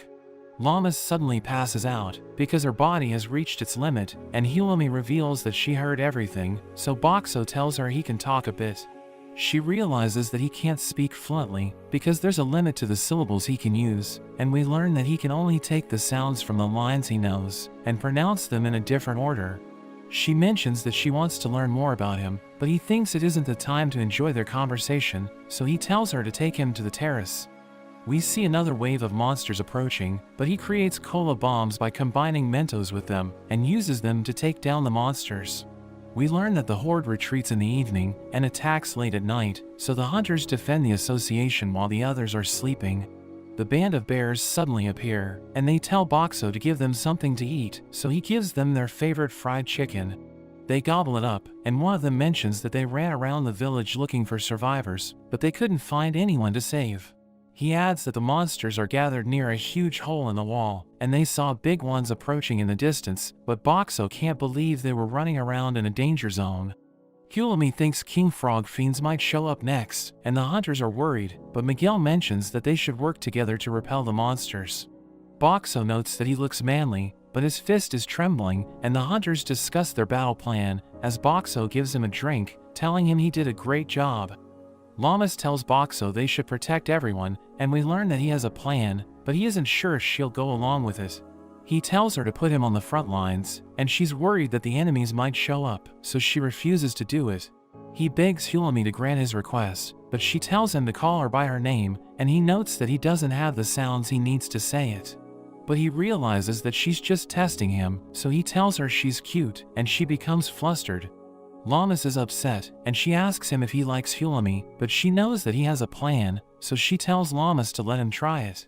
He transforms and flies using his balloons, and we learn that he has 100,000 points, because Director Bear gave him gold coins as an advance payment. He transforms into his ice vending machine form, and he fills the ground with ice, as he notes that the enemies are cold-blooded beasts, so they can't handle extreme temperatures. He sees the monsters approaching, and he isn't sure if his ice is working, but he uses his powers to create ice spikes, and launches them at the monsters. He realizes that his plan is working, and he continues to attack with his ice, planning to wipe out the monsters, but Hulami reminds him that his abilities consume money. He explains that he isn't worried since Director Bear paid him in advance, but he realizes that he's losing points fast, so he decides to retreat.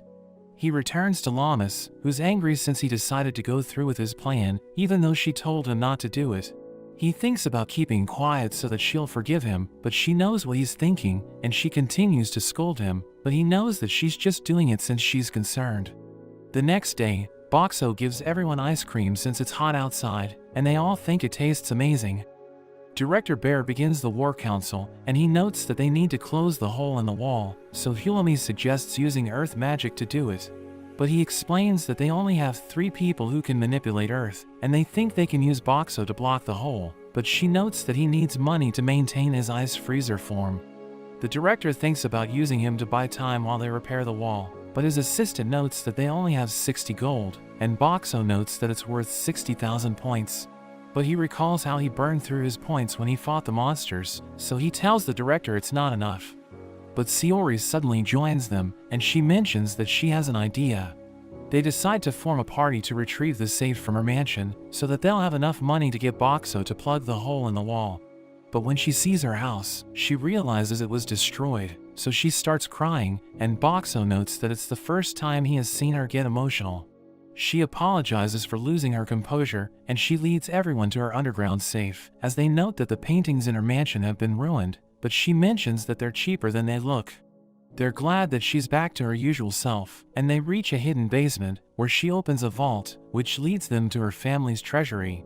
They realize that she's ridiculously rich, but she knows that Boxo can't accept gold bars, so she lets him borrow all the gold coins in her treasury. He mentions her name as he thanks her, and she's glad that he can say her name properly, but Llamas is jealous, so he also calls her by her name. She's glad that he was able to do it, but Sayori notes that he can pronounce her name better, and he recalls that they don't get along, because Sayori tried to take him from Llamas. She gives Boxo the gold coins, but she reminds him that it's just a loan, so the Hunters Association needs to pay her back. But he thinks she's just hiding her embarrassment, and he believes that she's actually a good person at heart. He notes that they put in 110 gold coins, so he now has 110,000 points, and he thinks it's enough to plug the hole in the wall. They return to the Hunters Association, but they realize that everyone's suffering because of the heat, so they flock to Boxo, telling him to give them something cold. So he gives them ice cream, and they're able to cool off. But he notes that the heat is getting worse, so they need to do something to improve the situation. Director Bear asks Boxo if he can change into his giant form with the money he has so far, so he reveals that he can maintain it for an hour. The director suggests attacking as the enemy pulls back in the evening, but Hulami thinks it's better to make their move after the monsters withdraw, because they can use the cover of darkness to get into position. She thinks they should wait for the monsters to launch an all-out attack late at night, because they will leave the hole unguarded, and Boxo thinks her plan might work. The director thinks that the defenders will be exposed to danger, but he decides to go with her plan anyway, because he thinks it will increase their chances of success. As night approaches, they form a task force to repair the wall, and we learn that they'll be working with 3 Earth mages to complete their mission. Director Bear notes that Boxo's role is important, so he feels pressured, thinking he needs to live up to the hype.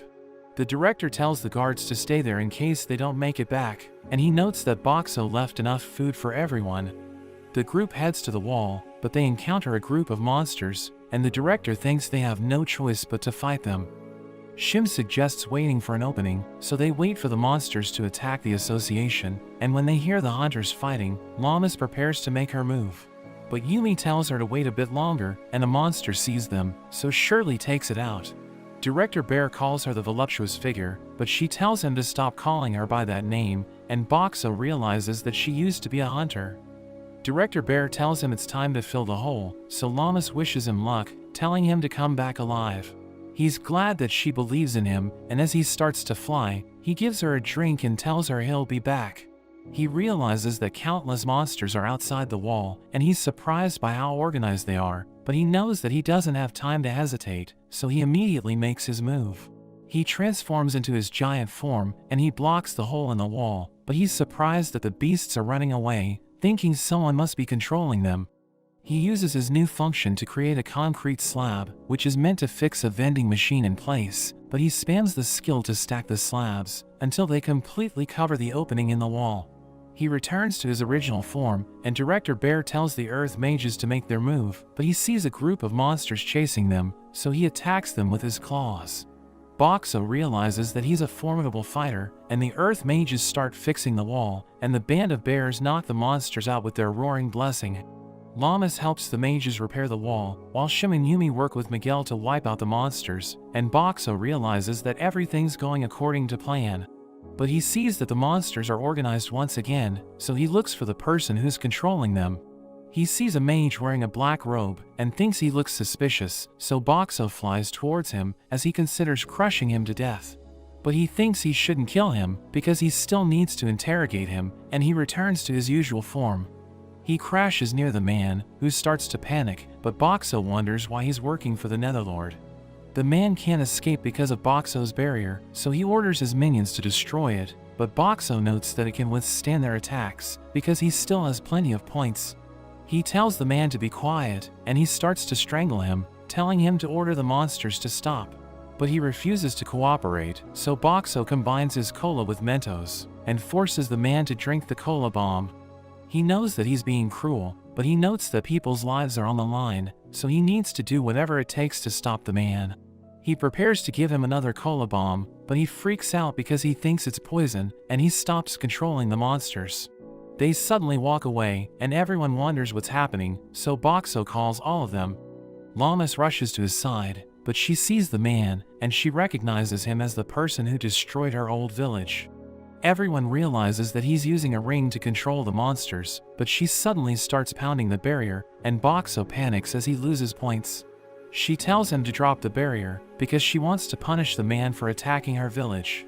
But everyone stops her, and Director Bear tells her to control her anger, so that she can save as many people as possible. She apologizes for losing her composure, and notes that she'll help repair the wall, while Boxo removes his barrier. The director starts interrogating the man and threatens to make him suffer if he doesn't confess, so he freaks out once again. Director Bear tells Boxo to stay with Llamas while he does the dirty work, so Boxo watches her as she repairs the wall. He doesn't know what he should say to her, and she apologizes for wanting to avenge everyone in her village, revealing that it's the reason why she became a hunter, so she lost it when she saw the man. She starts crying, as Boxo notes that he wants to stay by her side no matter what happens, so that he can make her happy whenever she's sad. He tells her he'll be with her until the end, and he isn't sure if he understands what he means, because he wants to stay with her until she quits being a hunter. But she's flustered since she thinks he proposed to her, and she explains that her mother got married when she turned 18. So she believes it's too soon for her, and tells him she wants to get to know him before she marries him, but she thinks about their future, telling him she wants to see him turn into a human. But he wonders if romance between a human and a vending machine is even possible, and he turns red, as she thanks him for cheering her up. So he realizes that she was just messing with him, but he's glad that he was able to make her feel better. After that, the hunters defeat the monsters in the village, and they repair the walls, so the villagers are safe once again. Shirley looks for Director Bear, because she wants to know what to do with the depression in the ground, and Hilami knows that she's talking about the spot where Boxo dropped. Boxo knows that it's interfering with the reconstruction effort, but he realizes that it has a rectangular shape, so he comes up with an idea. We see everyone suffering because of the heat, and they beg Boxo to give them something cold, but he flies away and leads them to a pool. They see kids swimming in the pool, and Llamas thinks it looks fun, so she dives in with Hilami. She notes that it's nice and cold, and tells Sayori to join them, but she explains that she isn't interested, so Llamas pulls her into the water. Boxo is glad that everyone's having fun, and we learn that he filled the hole with ice cubes, so that it will turn into a temporary swimming pool.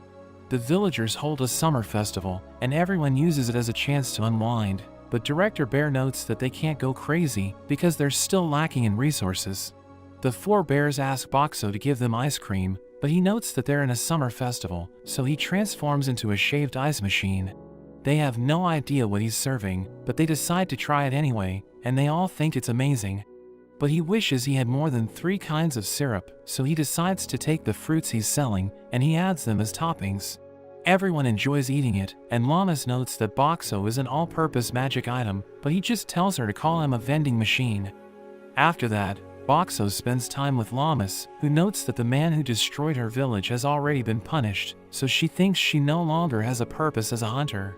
But Boxo tells her to just have fun with him, and we learn that he enjoyed every moment he spent with her, so he wants to stay by her side.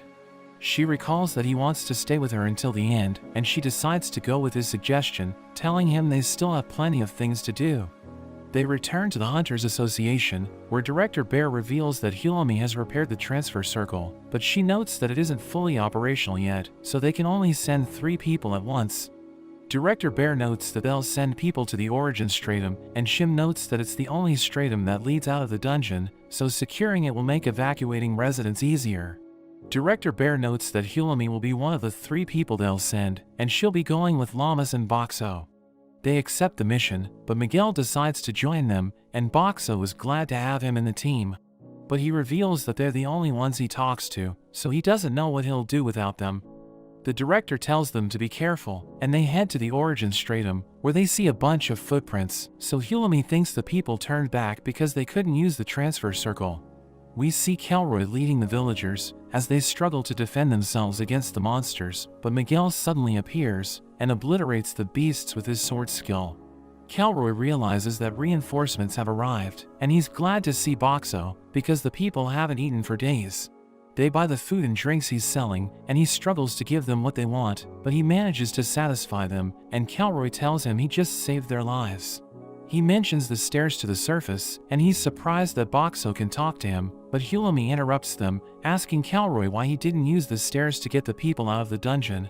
So he reveals that he had no choice but to dig in and fight their enemies, because the door to the surface won't open.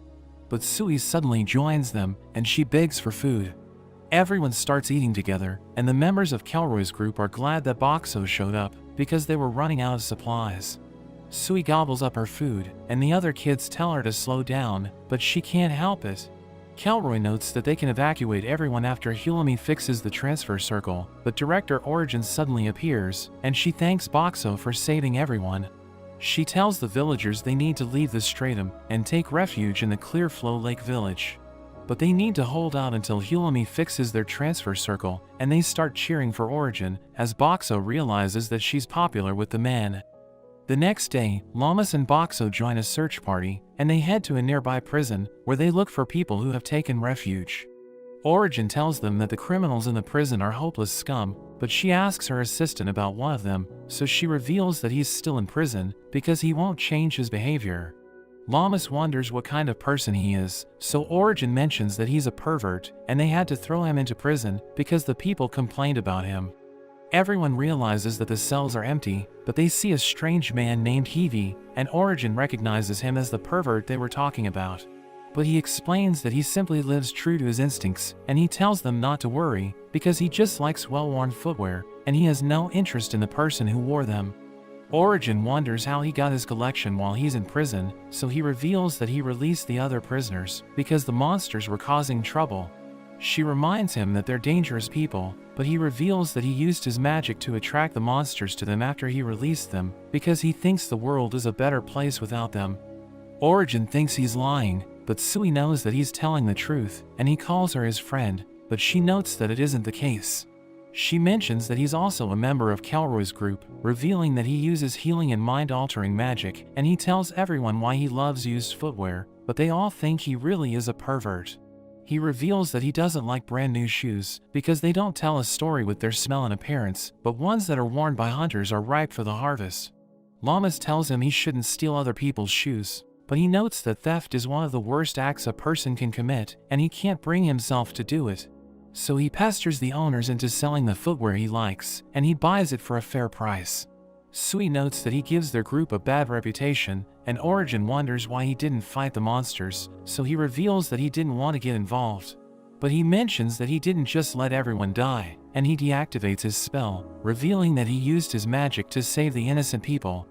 They realize that they're safe now, and Origin can't believe he's actually a good person, telling him she has misjudged him. She apologizes for the way she treated him, and offers to reward him, so he tells her to give him her boots. They bring the survivors back to the village, and they're happy to be reunited with their loved ones, but Origin gives Heidi her boots, and he notes that he can already feel its history. But Filmina suddenly knocks him out, and she notes that he's sick in the head. Kelroy returns Origin's boots, and tells her she can't let Heidi have it, as he whispers something to her, which causes her to freak out and run away. Boxo knows that Heidi is a weirdo, but he's a capable healer, so Boxo thinks they need his help. Heidi approaches him, and he buys a warm tea, but he pours it in one of his boots.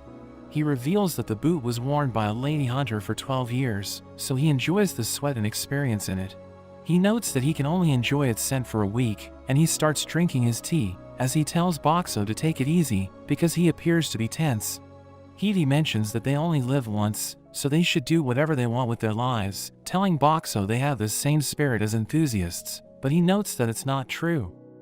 After that, Boxo decides to check his abilities, and we learn that vending machines are divided into two categories.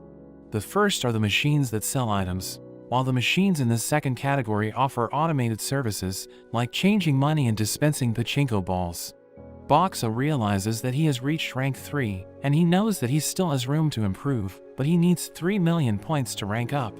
He suddenly sees the 4 bears rushing towards him, and they tell him to give them their favorite fried chicken, but he finds them annoying, so he wants them to calm down. We learn that Hulumi has fixed the transfer circle, so the residents start evacuating to the lake village. But Boxo wants to know more about the stratums in the dungeon, so he asks Origin about them. She reveals that there are 7 areas, which are each ruled by different directors, but there's an area that they still haven't conquered, which is known as the Everlasting Zone. So Boxo realizes that 8 areas have been discovered so far, but she tells the kids it's time to evacuate, and he gives them balloons to make them happy as they leave. Origin wonders what they should do after they evacuate the residents, because the monsters might use the transfer circle if they abandon it. So Hulumi suggests taking down the person who's controlling the monsters, but Origin explains that she doesn't have enough manpower to do that. Calroy tells her she can lead it to the misfits, but she needs to pay them for their services, and she agrees to hire them. We see the misfits fighting the monsters, while Hidi buys a drink, but Boxo asks him why he isn't fighting. So he explains that he's just a healer and he just stands by during combat because he has no offensive magic. They reach a fork in the road, and we learn that one of them leads to a lake, while the other one leads deeper into the dungeon. Calroy mentions that he wants to see the lake first, but they see a group of monsters, and Hidi prepares to take them on. But Boxo wonders why they aren't attacking him, so his teammates explain that he's using his illusion magic to blind them.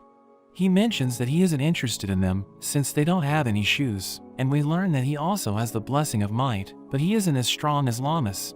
He easily takes down the monsters, and Boxo is surprised at how merciless he is, but Calroy notes that they should leave everything to him. They decide to split into two groups so that they can explore both paths, and Hidi decides to go with the lake group. But Boxo is worried that Hidi might cause trouble, so he tells Lammas they should go with him. They wipe out the monsters in their path, and they reach the lake, but Hidi tells everyone to have fun in the water. Boxo finds him sus, and Lammas explains that they need to hurry back, because the others are waiting for them. But Hidi mentions that they still have time to spare, and one of the bears dives into the water, so the others decide to take a bath. Hidi promises to stand guard while everyone has fun, but Boxo thinks he's up to something, so he transforms into a power washer. Hidi stares at their shoes, and he wonders what they smell like, but Boxo blows him away, as he notes that he saw it coming. After that, they return to Calroy, who wonders why Hidi is the only one that's wet, so he explains that he fell into the lake.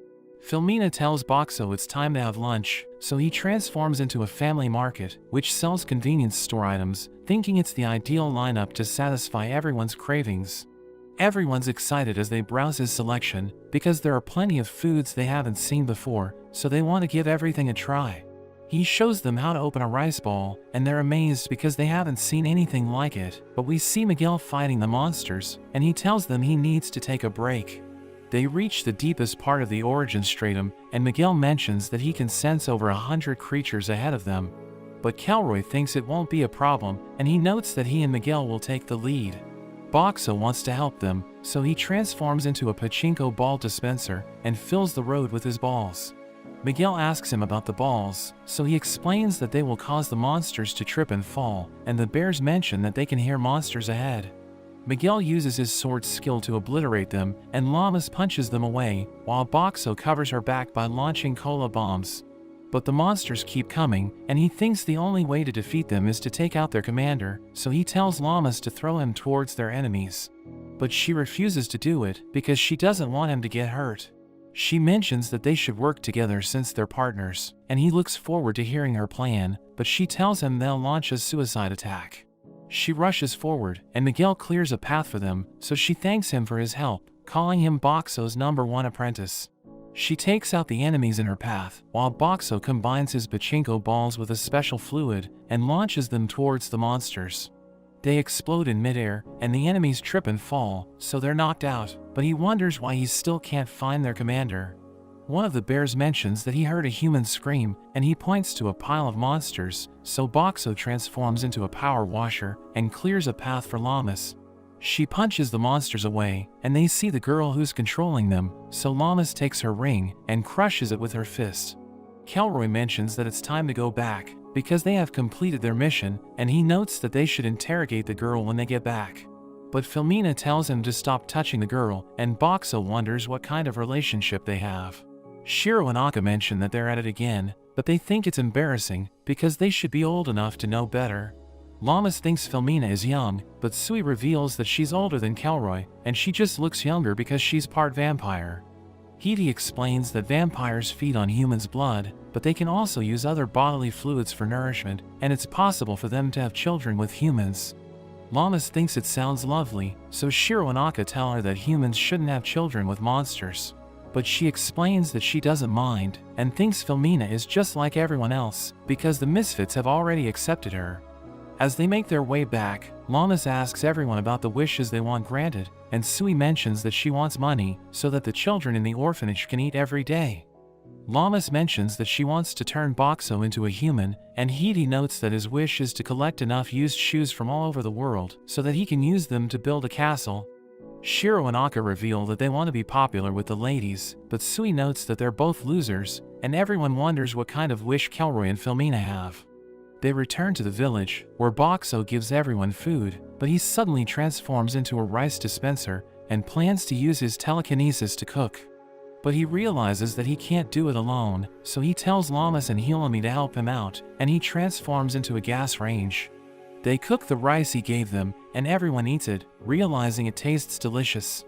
Boxo is happy that everyone's enjoying the food, and Llamas thanks him for everything he has done for them, so he looks forward to cooking for her again. Hilami reveals that she has adjusted the transfer circle, so it can only take them back to the Clearflow Lake, and she notes that the monsters won't be able to use it. Kelroy mentions that they should return once things settle down, and Sui wonders why she's paired up with Hidi, but Kelroy just tells her to bear with it. Hidi promises to protect her, but she freaks out as he touches her, so Kelroy tells her to calm down, but she explains that she can't stand his disgusting habits. She starts shooting arrows at him, but he easily dodges all of them, and Kelroy invites Boxo to the base of the Misfits, telling him it's in the Origin Stratum. He mentions that he wants to discuss something important with Boxo and his friends, and he realizes that the mood has shifted for the Misfits, but Sui and Hidi are still at it. Kelroy tells them to stop messing around, but Sui is determined to land a hit, and Kelroy tells Boxo to wait for them to calm down so that they can go to the base together. After that, Hilami notes that she wasn't expecting the Misfits base to be in the Origin Stratum, and Sui mentions that they didn't want it to stand out. Llamas wonders how long she's been with the group, so she reveals that it's only been less than 2 years, and Hidi mentions that he's her senior. But he explains that they don't bother with seniority, revealing that he doesn't even respect Shiro and Aka as his seniors.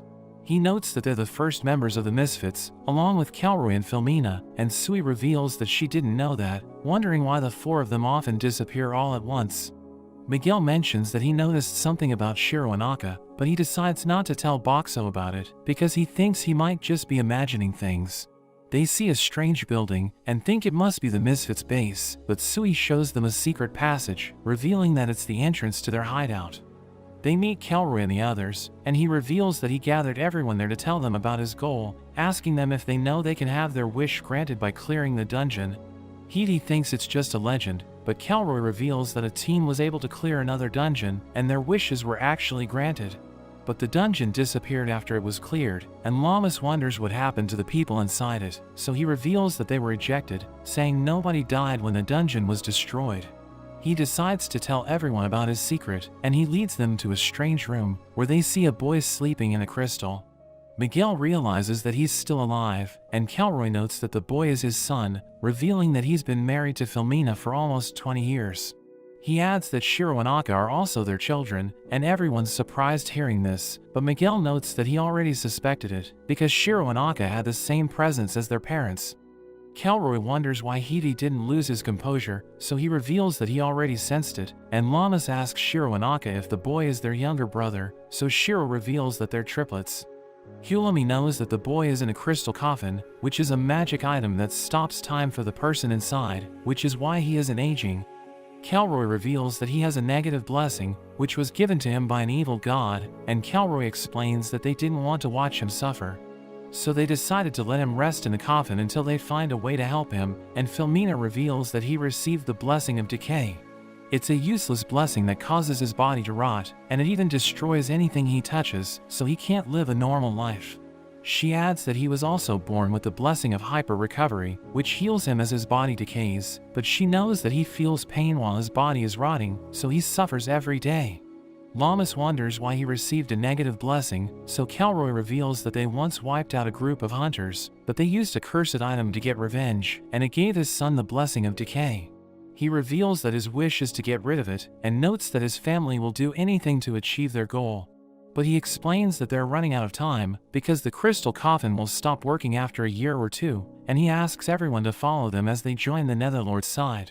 Sui reminds him that the Netherlord tried to kill everyone, but Kelroy explains that he'll do anything to save his son, and Hilami asks him how he'll join the Netherlord.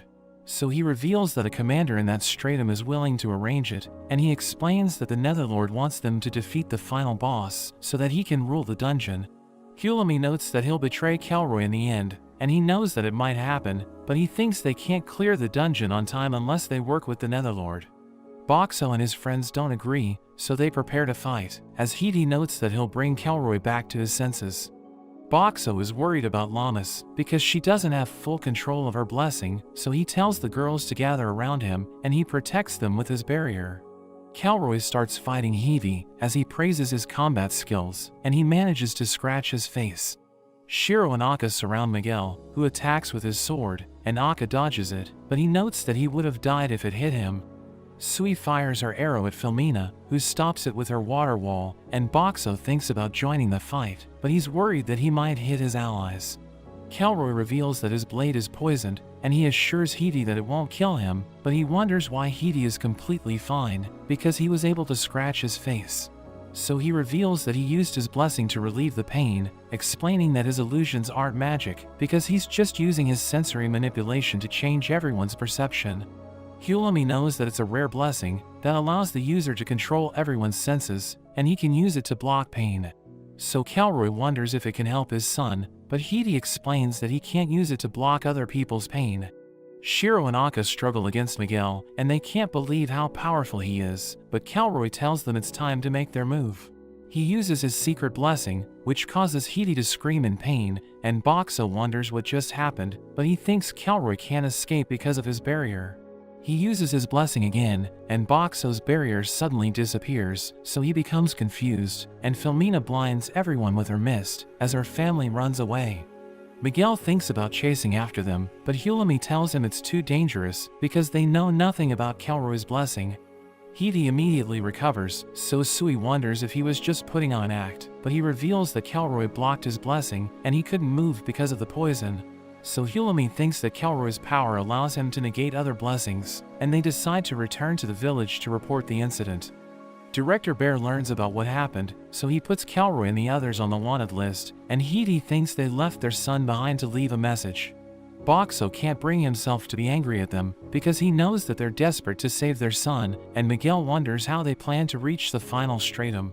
So Hulami notes that the Netherlord might give them a magic item to move between areas, or they could simply use the transfer circle. But Hidi thinks they won't clear the dungeon anytime soon, because they aren't strong enough to defeat the final boss, so they'll need to recruit new members. Hulami recalls that the Misfits still have 2 remaining members, and Hidi thinks Kelroy will try to win them over, so Director Bear suggests contacting them immediately. But Hidi doesn't know where to find them, and Hulami notes that they can't freely travel between stratums, so they decide to return to the Clearflow Lake. They head to the transfer circle, and Hulami activates it, but she realizes that it has been tampered with. She tells everyone to get away, but they mention that they can't move, and Boxo suddenly finds himself in an empty room, so he thinks he must have been sent to another stratum. He wonders what happened to the others, and thinks about what he should do next, but Director Bear and Hulami suddenly appear, and he wonders why they aren't with Lammas.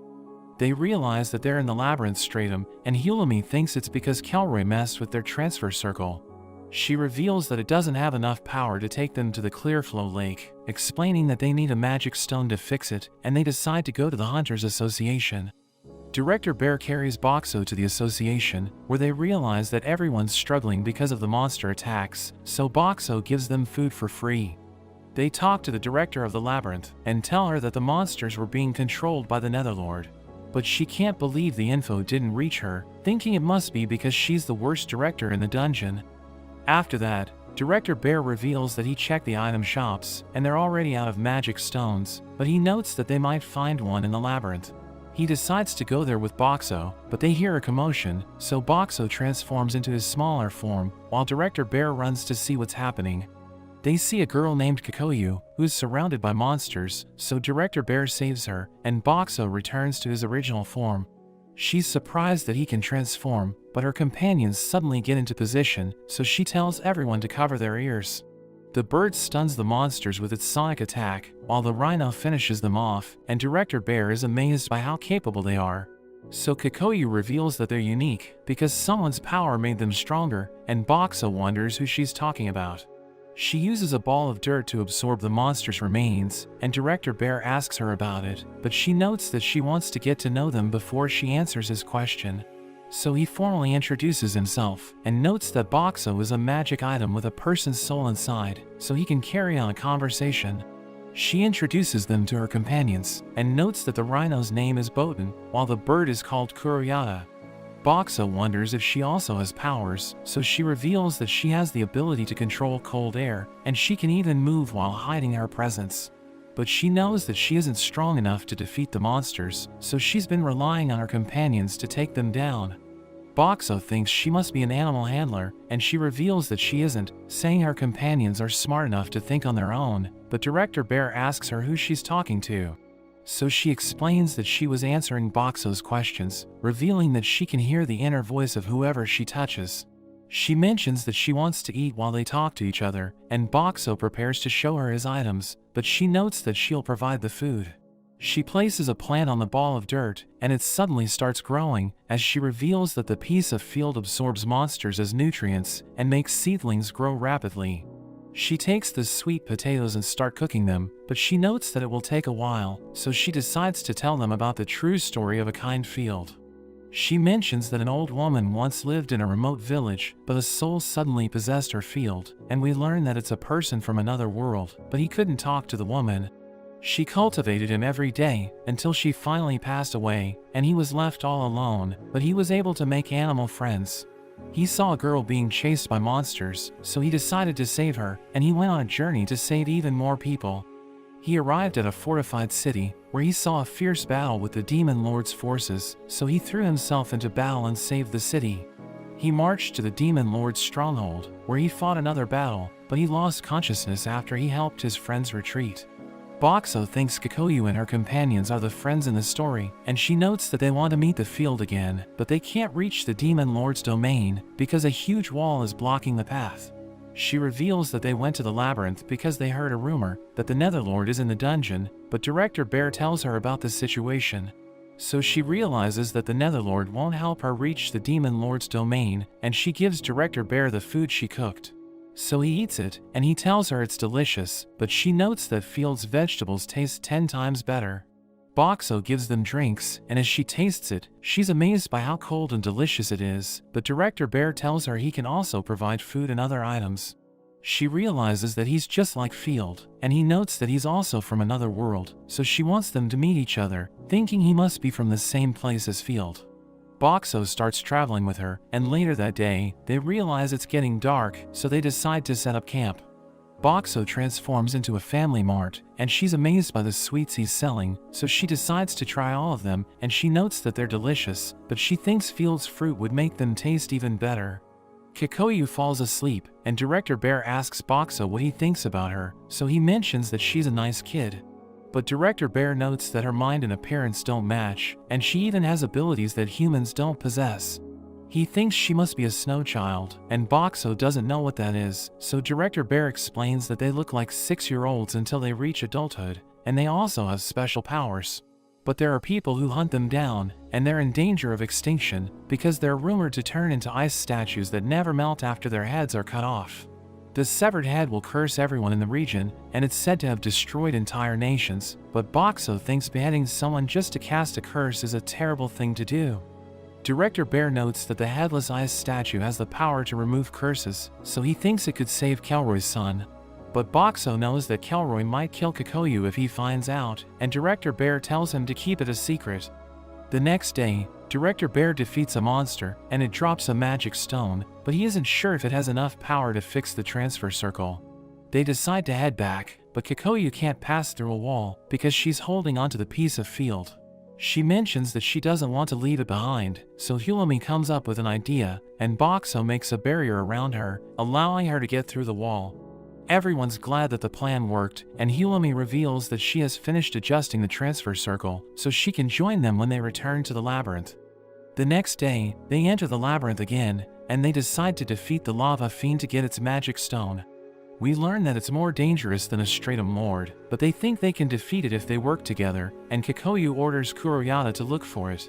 After that, Hulami wonders who's in charge of dinner, and Kikoyu notes that she'll do it, but Boxo mentions that he has sweets, which makes Hulami excited, because she likes sugary foods.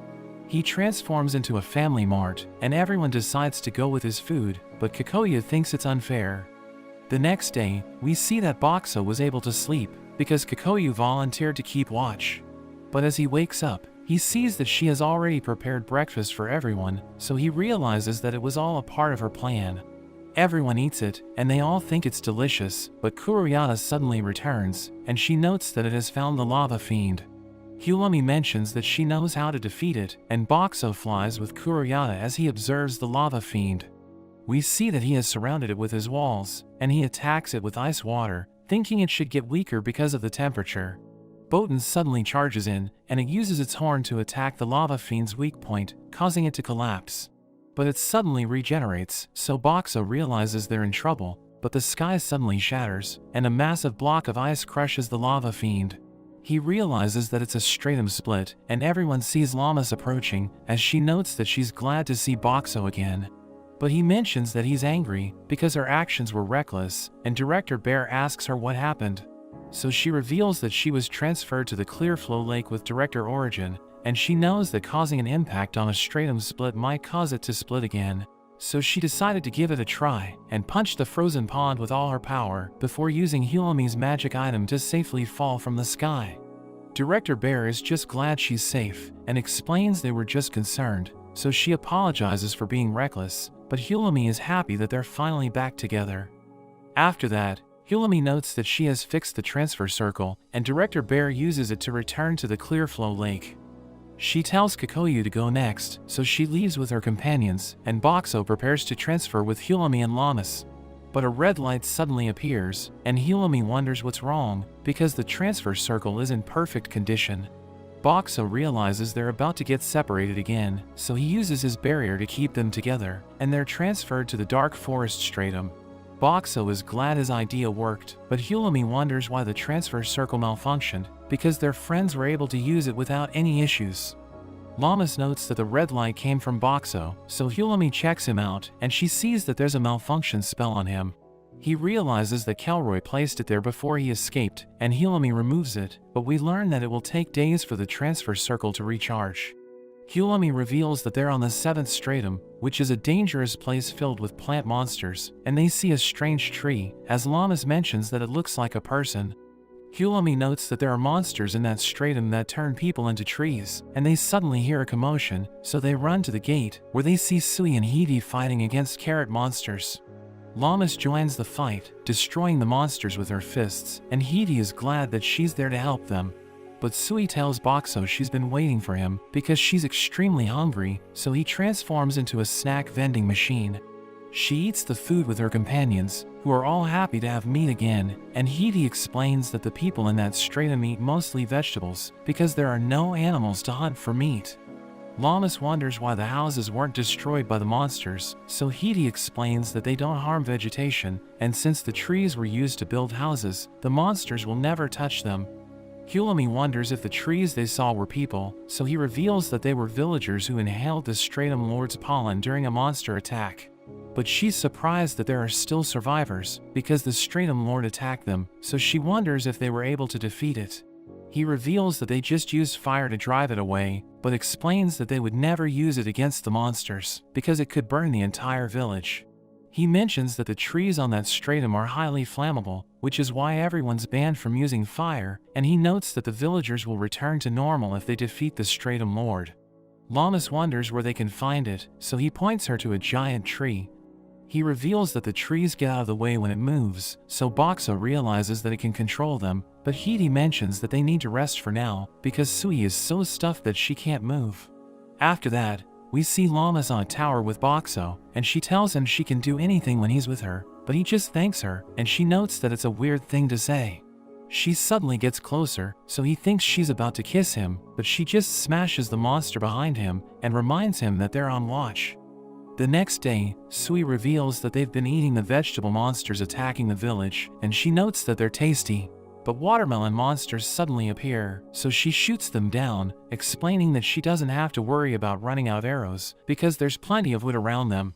A man comes to give her more arrows, and he knows that Lammas has the blessing of might, but he thinks she's wasting it since she only fights with her fists, so he tells her to visit his weapons shop.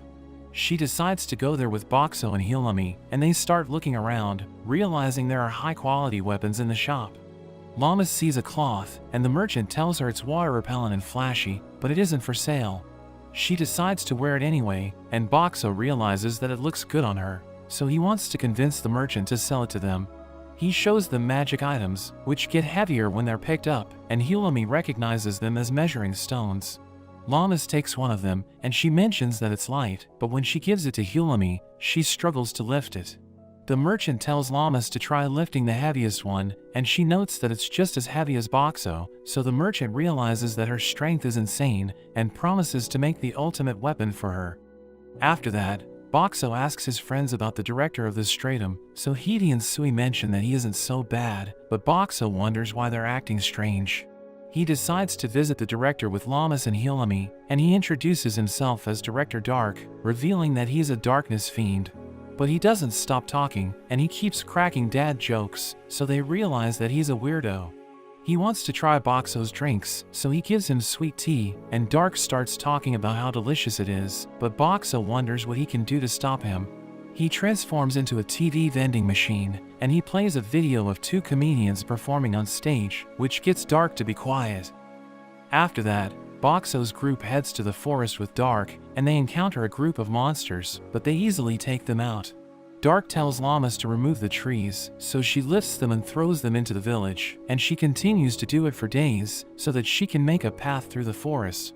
But Hilami isn't satisfied with their progress, because it will take ages before they reach the Stratum Lord, and she thinks it might be faster if they just look for the commander. Director Bear suddenly arrives with the others, and Hilami wonders how they got there, because she thought the transfer circle was still recharging its magic power. So Shim reveals that he used his magic to activate it, and Hilami is impressed, because she knows that it takes skill to pull it off. Director Bear notes that they need to see Dark, and his companions try to come up with excuses, because they all want to avoid him. But Director Bear tells them to come with him, because he doesn't want to deal with Dark alone. They make their way to the village, and Director Bear tells Kikoyu to carry out their plan, so she tells Boxo she needs his help. They gather all the villagers as Boxo prepares lunch for them, and Kikoyu gives them their food, as Boxo realizes that she's touching them to read their thoughts. She finds the person she's looking for, and she signals him to record the girl's face, so he realizes that she's the Netherlord's commander. They show the recording to Dark, who can't believe the girl works for the Netherlord, and Director Bear mentions that they need to learn more about her. Boxo thinks Hidi can get information from her, so Director Bear tells him to question her, and Dark mentions that he'll arrest her himself.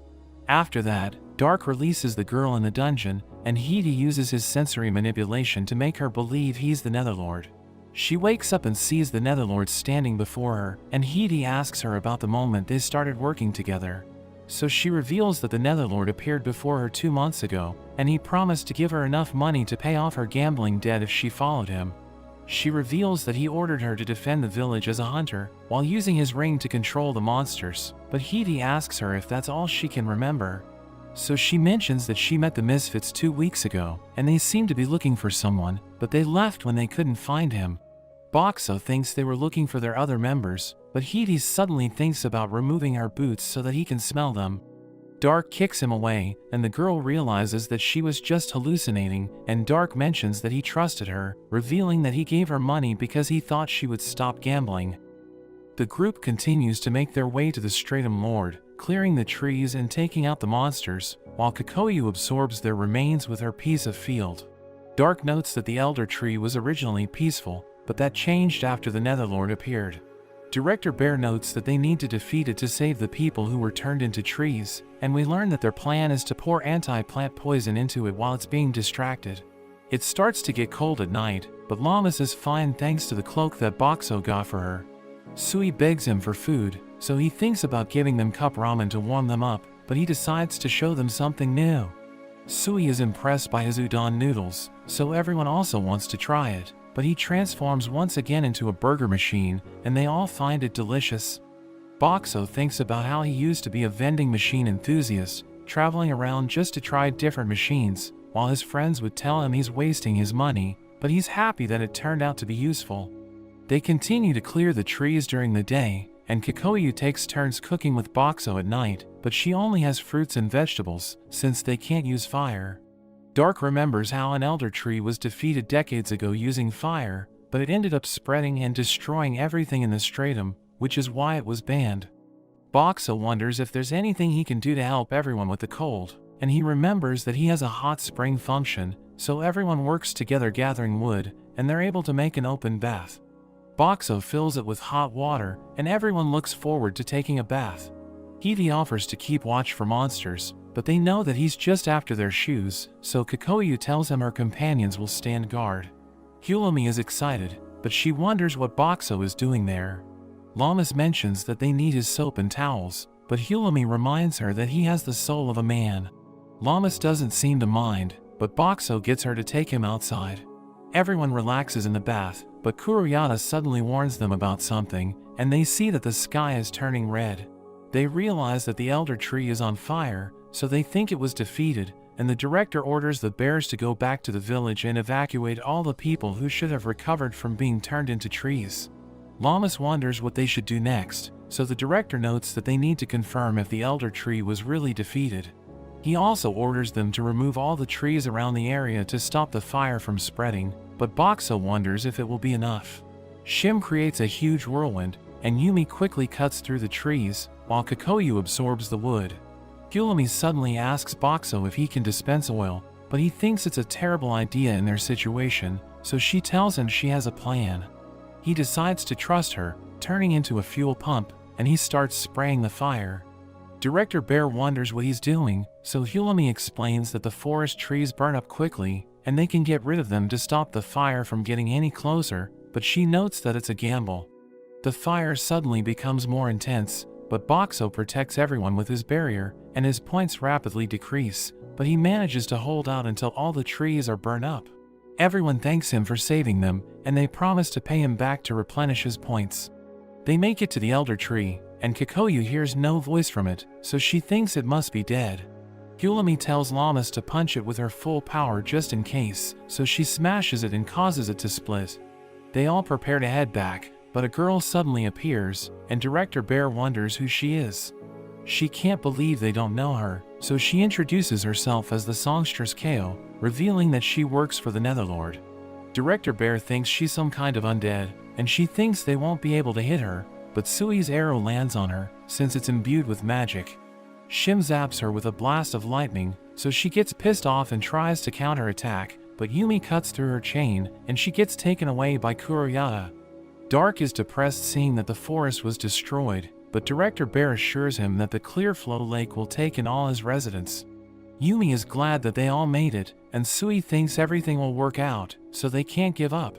They make it back to the Clearflow Lake, and we see all the forest residents happy to see Dark. Director Bear tells them all to get some rest, but Boxo wants to keep helping out.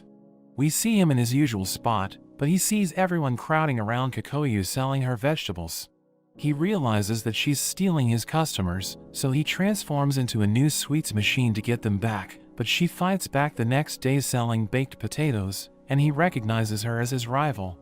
Munami comes up to Boxo as she mentions a Goddess Grand Prix event, explaining that since they have more refugees in the village, she wants to hold a festival so they can get to know each other better. Boxo thinks it's a good idea, and Munami offers to pay him 2 gold coins if he can reward the winner with 50 of their favorite item from him. He thinks it's a good deal, so he accepts, and Munami tells Llamas and Hilami that they also need to participate. They try to refuse, so she offers them a week of free food, and tells them to show Boxo what they can do. She mentions that if Shirley wins, she might be overcome with emotion and kiss Boxo, so Llamas changes her mind and decides to participate. Hulami also decides to join, which surprises them, so she mentions that she's been developing an attraction magic item, so she's only entering for research purposes. Boxo prints out flyers for the event, and the people are excited to have a break from the fighting. Shirley tells Boxo she'll be competing, and he thinks she'll be tough to beat, so he wonders if there's any way he can help Hulami and Llamas. We see the girls having a meeting to see how they can win the event. We learn they will get a chance to introduce themselves, and then show off a special skill to appeal to the crowd, but they all wonder what to wear since they don't have any different outfits. Sui and Llamas think about showing off more skin, but Hulami thinks it won't be enough against Shirley since she's known for her figure. Sui reveals that she knows how to sew, but she's only made children's clothes, so she isn't confident with making anything fancy. Boxo suddenly transforms into a magazine dispenser, and he's able to give them ideas for outfits from his old world, which gets them excited. The day for the event arrives, and Sui manages to finish all the outfits, and they promise to give her the reward if either of them win. As they head inside, Boxo suddenly realizes that he can't see the stage from where he is, and even his balloon combo would get blown in the wrong direction, but the director suddenly appears and offers to move him. We see him in the front row, but he's next to Dark, who won't stop talking, and Director Bear tells them to pay attention since they're judges. He reveals the Boxo will also be a judge, since Origin couldn't make it, but he isn't sure about the responsibility. Munami begins the event and she starts introducing the girls, as we see that Origin couldn't be a judge because she joined the event. We learn that Dark baited her into it, but she mentions she's doing it to liven up the festival, and all her Stratum residents cheer for her. When Llamas is introduced, she gets a lot of applause, and Boxo can't believe how popular she is, but when it's Shirley's turn, the applause is on another level, and she seems to be the favorite to win. Everyone goes to get changed for their special skill demonstrations, but Llamas and Hulami come out to Boxo, and they ask to borrow him for a moment. They think they don't stand a chance against Shirley, and they wonder if he has any items that can make them more appealing. He thinks it's possible, but they don't have enough time to help all three of them, so Sui volunteers to miss out, since she will get the prize anyway if they win. Boxo suddenly turns into a cosmetic vending machine, and using his telekinesis, he applies makeup onto them, giving them a complete transformation. The next stage of the competition begins, as each of the girls show off their special talents. We see Origin as she beats up a dummy that looks like Dark, and Kyoko puts on a show with her companions. Sui is up next, and Boxo is surprised to see her in a gym uniform. She shows off her archery skills, popping multiple balloons at once, and she gets a great reaction from the crowd. Llamas and Hulami act as a duo, and Boxo is impressed by how they both look. Hulami shows off her new magic item, which connects Llamas to a puppet that mimics all of her movements, but when she goes to pick up the trolley, it isn't as strong as her and ends up getting crushed, but everyone seems to enjoy their act. Munami prepares to call out Shirley, but she suddenly gets a note, and reveals that Shirley has fallen ill and had to withdraw from the competition, which shocks everyone. Everyone submits their votes, and Boxo wonders who will win, but Shirley appears next to him. He sees that she seems to look fine, so he realizes that she only agreed to join the competition to get people more excited. Boxo wonders what Hidi thought about the competition, but he only cares about their shoes, and thinks that Director Origin's boots deserve first place. After all the votes are counted, Munami announces the results, and Llamas is declared the winner. She receives the 50 Boxo meal tickets, and also a magic item from Sayori's company, but they're a pair of boots, and Hidi is completely shocked seeing them. He goes to meet Sayori after the show, recognizing the boots as the untiring god's feet. He wonders where she got them from, so she reveals that her father found them in the scorching sand stratum, and Hidi seems to get serious hearing this. The next day, everyone is knocked out after drinking all night, but Sui suddenly rushes in, asking Boxo if he's seen Hidi. We see that he left a letter, saying he has something he needs to take care of, but they all realize that he must be headed to the scorching sand stratum. Sui pretends she doesn't care about him, but they decide to go after him. When they get there, they struggle with how hot it is, so Boxo uses his refrigeration to help cool them off. They arrive at the Stratum's Hunter Association to deliver a letter from Director Bear, but Miguel suddenly appears, and he's overjoyed to see Boxo again. He reveals that when they were separated, he was sent here by himself, and he couldn't find a way back. Boxo wonders if he's improved his communication skills since he's been on his own, but he reveals that he's been so stressed for the last few days that his stomach has been a wreck. They meet with Director Scorch, who reveals they were also attacked by monsters, but they managed to fight them off and capture their commander. He reads the letter from Director Bear and learns about the situation, but he's surprised when he discovers that Boxo can provide them with water, because they were starting to run low on it, and Boxo ends up selling water for the whole day. Llamas wonders what they should do next, and they end up deciding to check out the shop that sold the magic boots.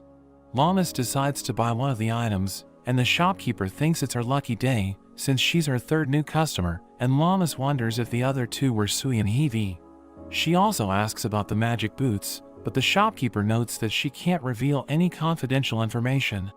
Llamas shows her an introduction letter from Director Scorch, as well as from Sayori's company, and Boxo is surprised that Sayori's name got a bigger reaction. The shopkeeper decides to make a special exception, and reveals that the boots came from a hunter named Tay. They meet up with Miguel, who tells them that Tay is the leader of a hunter team called the Billowing Flames, but they're away exploring a ruin at the moment, so they will need to cross the desert to find him. Miguel asks to join them, and Boxo finds it hard to say no to him, but they suddenly hear Sui and Heavy arguing, as she tells him he doesn't need to do everything alone, but he notes that it's something personal. He doesn't want to inconvenience everyone, but Sui cries as she thinks he's being just like Kelroy, wishing they could have talked things out with him. Llamas notes that he's just making them worried by not telling them anything, and he finally agrees to tell them everything. We learn that before Heidi joined the Misfits, he used to work with his childhood friend. They were an impressive duo, and after making some money, he decided to get his friend some new boots for her birthday, but they were attacked by bandits while on an escort mission, and he ended up getting knocked out. He found everyone else dead when he woke up, and his friend's body had her legs cut off. The bandits were masked, so he doesn't know what they look like, and the boots were his only clue, so it's why he started paying attention to everyone's shoes. Sui wishes he had told them about it sooner so they could have helped him, but he thinks it was his own problem. She mentions that things turned out the way they did because everyone kept secrets, and tells him he can just ask for help since they're Nakama. She finally gets through to him, so he thanks her, and he asks them all for their help. They talk about how they can make it through the desert, and Llamas wonders if the shop has any items that can help. Hulami suddenly appears, along with Kikoyu, and she reveals that she has a cloak that blocks heat and also has a cooling effect. She also gives Llamas new equipment from the forest stratum, which is able to change weight, so she'll be able to better control her body when she fights. They start to cross the desert the next day, and everyone is glad they have the cloaks, while Kikoyu is fine since she's an ice spirit, but everyone hugs onto Boxo to be extra cool. They take a break in a tent which Boxo fills with ice, and he sees Kikoyu with a book. He realizes it's a calendar and wonders about the date that she has circled, so she notes that it's a certain anniversary, and Boxo decides not to pry. The group sees the desert tower ruin in the distance, and we learn that the Stratum Lord is on the top floor. Kikoyu tells Kurayada to have a look, but he suddenly disappears. Everyone rushes forward, and Llamas goes through a barrier, where she finds the tower right in front of her, so they realize it's an illusion that makes the tower seem far away. Kurayada returns, and he tells Kikoyu that there were lookouts, but they were distracted, so it's their chance to get inside. Llamas pushes the door open, and they're shocked to see giant monsters inside, but they realize they're not moving. Llamas remembers Director Scorch saying the commander was captured, so they think the monsters must be waiting for orders.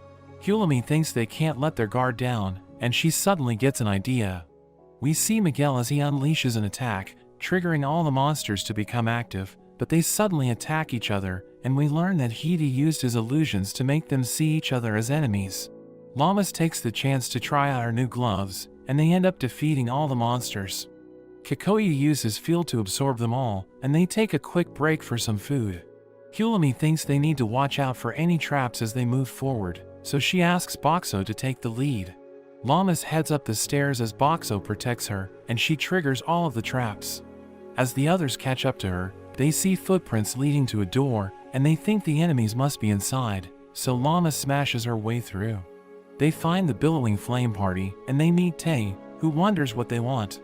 So Llamas introduces themselves as hunters from the Clearflow Lake, and Heidi mentions that they have business to discuss. Tay wonders how they found out about their plan to attack the village, so they realize he's working for the Netherlord. Llamas wonders why he would side with the demons, so he mentions that it's all for money. Heidi wonders if he has a habit of doing illegal things for money, so he admits that he's done all kinds of things, mentioning that he was even once a bandit. Heidi takes out the magic boots, asking him if he recognizes them, so he mentions how he stole them from a hunter that he attacked years ago. He notes that the girl refused to give them to him because they were precious to her, so he ended up cutting off her legs. Hiti realizes that he's the man he's been looking for, so he swears he will kill him no matter what. He charges forward, taking out the other members of the billowing flame, and seeing how strong he is, Tae begs him to spare his life. He offers to pay him any amount that he wants, but Hiti crushes him anyway. We see Tae crawling away, and he opens a door which reveals the Stratum Lord. He uses his ring to wake it up and commands it to kill everyone, but it suddenly prepares to eat him instead. Hiti smashes it in the face, as he notes that Tae is his prey. The boss isn't happy about this, so the others rush to help Hiti. Everyone attacks it with their strongest moves, but it's not enough and Miguel gets grabbed. Boxo uses his barrier to protect Llamas, but he loses over 2,000 points in one hit, which surprises him, since the crocodile boss only did 1,000 points of damage. Hiti thinks they need to retreat, but the ogre chases after them, so Boxo transforms and sprays gas everywhere to make it slip over. They manage to get out of the room, and Boxo lights the gas on fire, but the boss still follows them. Boxo wonders what he can do, and as they run past the monsters that they defeated, the boss starts eating them. Boxo realizes that it's just hungry, so he transforms into a sauce machine and starts putting barbecue sauce on everything. The boss is distracted by the new taste, so Boxo and the others manage to get away from it. Hiti heals Miguel outside, and they all wonder what they can do against such a monster. Hiti apologizes for losing his temper and getting them into more trouble, but Kikoyu tells him they just need to think about what to do next. Hiti suggests running away, but Sui mentions that Tae is still inside. Hiti notes that it's likely that the ogre will just eat him, because his ring wasn't strong enough to fully control it. Kulomi notes that the ring only seems to be able to give simple commands, and it seems the Stratum Lord was too much for it. Llamas wonders what would happen if the ogre ate the ring, and they worry about it gaining the power to control the other monsters and attacking the village, so they think about how to defeat it. It seems to have two blessings since it has two heads, with the first being might since its attacks are so strong, and they think its second one is the blessing of hardening, which is why it was so tough. Kulomi also knows that it loves food and drinking, so Boxo wonders if they can get it drunk. He transforms into another machine and shows off all the alcohol that he has, but they wonder how they can get it to drink. Llamas wonders if they would like a cute girl pouring drinks for them, but they don't know what an ogre would be into.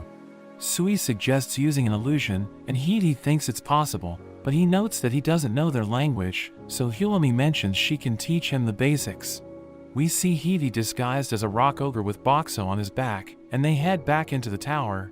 The boss wonders who they are, so they put down the alcohol, and the twin ogre is immediately attracted by the smell. They start drinking it, and they find it delicious, so they end up drinking it all and falling asleep. Kulomi realizes that its hardening blessing only works when it's awake, and Llamas feels bad about attacking it when it's asleep, but Miguel notes that it needs to be done. They prepare to take out the two heads, but Boxo tells Llamas to use him, since he will get points for defeating it, so she swings him to deliver the finishing blow. Boxo is shocked getting over 1,000,000 points, and after Kikoyu absorbs the boss's body, they receive the Lord's coin. Kulomi thinks they should see what happened to Tae, but as they head back up the tower, it suddenly becomes cold. When they reach the top, Kikoyu gets a strange feeling, and they find Tae frozen in ice. She suddenly tells them all to gather around Boxo, and his barrier protects them from a blast of snow. Kulomi wonders what's going on, and there's a girl that appears. Kikoyu recognizes her as a snow fairy, telling her that they aren't her enemies. She mentions that they came for Tae, but the girl suddenly shatters him. Kikoyu is shocked by this, since snow fairies don't usually kill people for no reason. The girl wonders what Kikoyu is doing together with humans, since they are responsible for hunting their kind, and Boxo remembers Director Bear telling him that if a snow child is beheaded on the day they become an adult, they will turn into an ice statue that never melts. Kikoyu notes that there are still some humans that can be trusted, but the girl thinks she must have been tricked. She also reveals that she's a general for the Netherlord, and she recognizes Boxo as the magic item that the Netherlord warned her about. She introduces herself as Solrum, and tells them about how the Netherlord saved her life, just when some humans were about to kill her. She attacks with another blast of snow, so Boxo quickly protects Kikoyu. They can't believe how strong she is, and Kikoyu thinks that her blizzard might last a long time, so Boxo notes that he only has enough points to last for one day. Kikoyu wants to try persuading her again, as she notes that they would be the same if she had met the Netherlord instead of Field. Boxo decides to believe in her, and she asks him for the time, so he notes that it's 1 minute to midnight.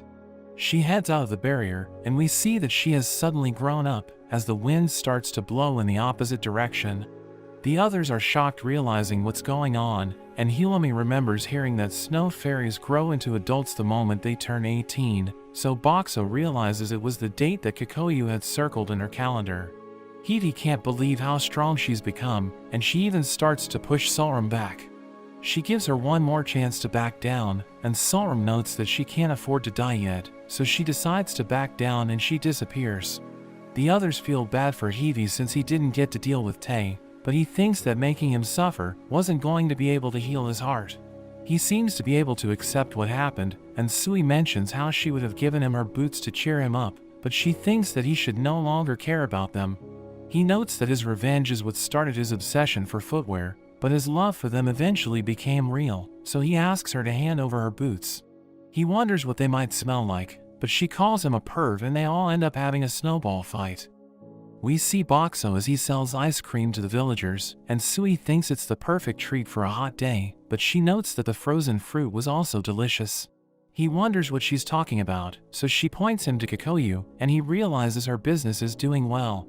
His friends want to try her frozen fruits, but he considers her his business rival, so he doesn't want to lose to her.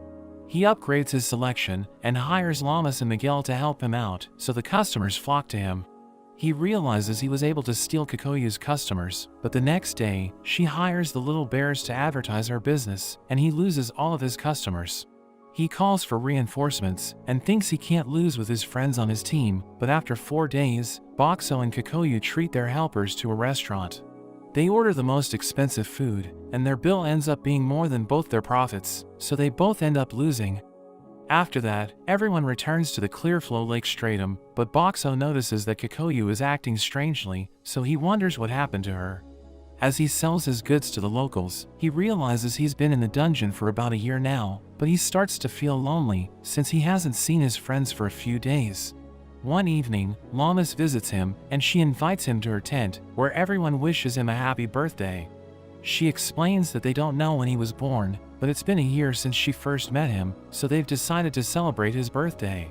He's happy that they gathered to have a party for him, and they realize that Kikoyu had her birthday days ago, so they decide to make it a joint party. The directors thank Boxo for everything he's done for them, and Bear gives him a certificate from the Hunters Association, while Hilami shows him a strap she invented. She explains that she improved the elasticity of its ropes, so it can now deal with his transformations, and he thinks it's extremely useful, since it allows him to change whenever he wants. Lamas shows him the cakes she made, and explains that she made them using the book he gave her, and he's happy to see birthday cakes in this world. She reveals that Kikoyu also has a cake, and the celebrants blow out the candles, as she wishes them a happy birthday. Boxo brings out his alcohol, but the party becomes chaotic as everyone gets drunk, and Lamas wonders if he's having fun. She notes that she wants to stay with him forever, and he tells her she's cute when she's drunk, but she doesn't hear him since she has already passed out. The next day, Kikoyu tells Boxo she wants to talk to him, and he thinks she wants to tell him what's on her mind, so he agrees to meet her at night. That evening, she tells him she's thinking about leading the dungeon, and she thinks she's selfish since they still haven't solved their problems. She notes that her magic power increased after she reached adulthood, so she can now hear the voice of the piece of Field, and she thinks she can revive Field if she takes it to his main body. Boxo telepathically asks her how she plans to leave the dungeon, so she explains that she'll channel a lot of magic power into a transfer circle, which will create a temporary path to the outside world. But she reveals that Hilami warned her not to do it, since it's extremely dangerous, and there's no guarantee that it will work. Boxo thinks she should listen to Hilami, but she explains that she wants to see Field again, and notes that she has enough magic to bring the other kids with her. She plans to leave with them soon, but she admits that when she sees everyone's faces, her courage starts to waver. Boxo thanks her for everything she's done for them, telling her to hold her head high, and she notes that she enjoyed every moment she spent with them. The next day, Boxo gives his friends the letters Kikoyu left for them, and they all hope she meets Field again. Hidi notes that the remaining stratums are the Dog Mountain and the Everlasting, but he wonders if they should bolster their forces first, since Kikoyu's departure left a massive gap to fill. He thinks about inviting a girl from the Misfits, since he knows she has the powers they need, but Sui thinks the person has some issues. They decide to look for her in the Dog Mountain stratum, and a man realizes they used the transfer circle to get there, so he tells them to wait while he talks to the director. His companion is glad that the transfer circle is working again, and he notes that monsters attacked them recently, but the Misfits took care of them. Everyone's surprised to learn about it, but the director suddenly greets them, so Hulami gives him a letter from Director Bear. He realizes there's a problem, but he doesn't care and prepares to leave, so his companion stops him and promises to help them find the person they're looking for. As Hidi explains the situation to the director, Boxo invites Hulami and Lamas to go fishing, and Lamas thinks about using her strength to catch fish, but Hulami tells her they should use fishing rods instead. He sells fishing bait and thinks the girls will be shocked when they see how disgusting it is, but it doesn't bother them at all, since they're already used to seeing monsters. As they prepare to fish, Hulami notes that whoever catches the biggest one wins the game, and they cast their rods. Hulami catches a large fish, but Lamas feels a strong pull, and she realizes her rod is about to break, so she grabs the line. She catches a fish monster, and Boxo is about to catch something as well, but he struggles to pull it toward him, so Lamas helps him out. They realize it's a huge clam, and Hulami notes that she's never seen anything like it, but they think it looks tasty, so they decide to cook it. Sui and Hidi join them, but they think the clam looks familiar, so they put out the flames, and Hidi sends it flying. Boxo wonders if it's a monster, but as it opens, they meet a girl named Petey, and we learn that she's the one they're looking for. They ride a boat, and Hulami wonders how Petey carries her shell, so Sui reveals that she has a blessing, which allows her to change the weight of the things she touches. She explains that she didn't want to join Kelroy, so she sank herself into the ocean to escape, and she notes that she's waiting for the man who left her to return. Hidi and Sui think it will never happen, since he's a marriage fraudster, but she doesn't believe them when they tell her the truth. Boxo shows her a video of Solrum, and she notes that she recognizes her, so they explain that Solrum is a snow spirit. They think they can't beat her without Kikoyu, and Hulami notes that Director Bear sent Scorch to help them, but they don't like him since he's too loud. He tells Petey to cheer up, but she freaks out since he's too close, and she shuts herself in her clam. Boxo realizes she's afraid of the outside world, so he tells her to try his sweets, and she starts to talk to him. She isn't sure she can help the others, since her power is only useful for defense, but he tells her he believes in her, so she comes out of her shell. She notes that she'll do her best to help them, but she hides when she sees Scorch again, so Boxo realizes he needs to teach her to come out of her shell. They see the island where she lives, but they can't see much since it's too far, so he transforms into binoculars, and Hulami notices the boat of the Misfits. Kelroy's family hangs out in a hut, and Petey visits them, but Kelroy asks her about her companions.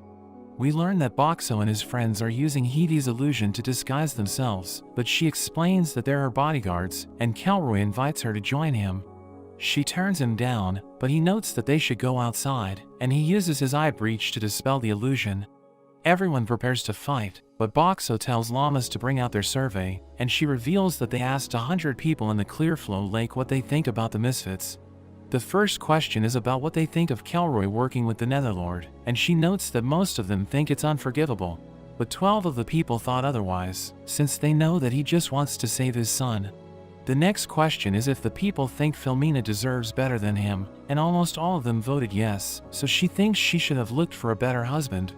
Lamas reads the last question, and Boxo looks forward to the Misfits' reaction, since they're about to find out if the people will forgive them if they apologize for their actions. 80 of the people said yes, and they even mentioned that they would help Kelroy if he asked them to, since they know that he just wants to save his son. He's touched by their answers, but Lamas notes that Shirley sent her a message, which mentions that the girls in her establishment already miss him. Filmina becomes angry hearing this, and he tries to come up with excuses, but she knows that he had fun with the ladies. Boxo and his friends are suddenly attacked by ice shards, and Solrum asks Kelroy if he'll betray the Netherlord, so he explains that he won't do it since they owe him a lot. He tells everyone there's no going back for his family, and Lamas notes that they can save his son without the Netherlord's help, but Solrum explains that they don't need to save him. She reveals that he's right beside her, and notes that she's the reason why he isn't in pain, but everyone wonders how she removed his curse. She explains that once snow spirits reach adulthood, they gain the ability to remove curses, but they can only use it when their target is close to them. She notes that the child's pain will return if they take him away, so Hulami realizes she's taken him hostage, but she explains that she's just nullifying his curse, and Calroy is cooperating out of gratitude. She notices that they don't have Kikoyu with them, so she thinks nobody can stop her, but Calroy tells her to leave everything to his family.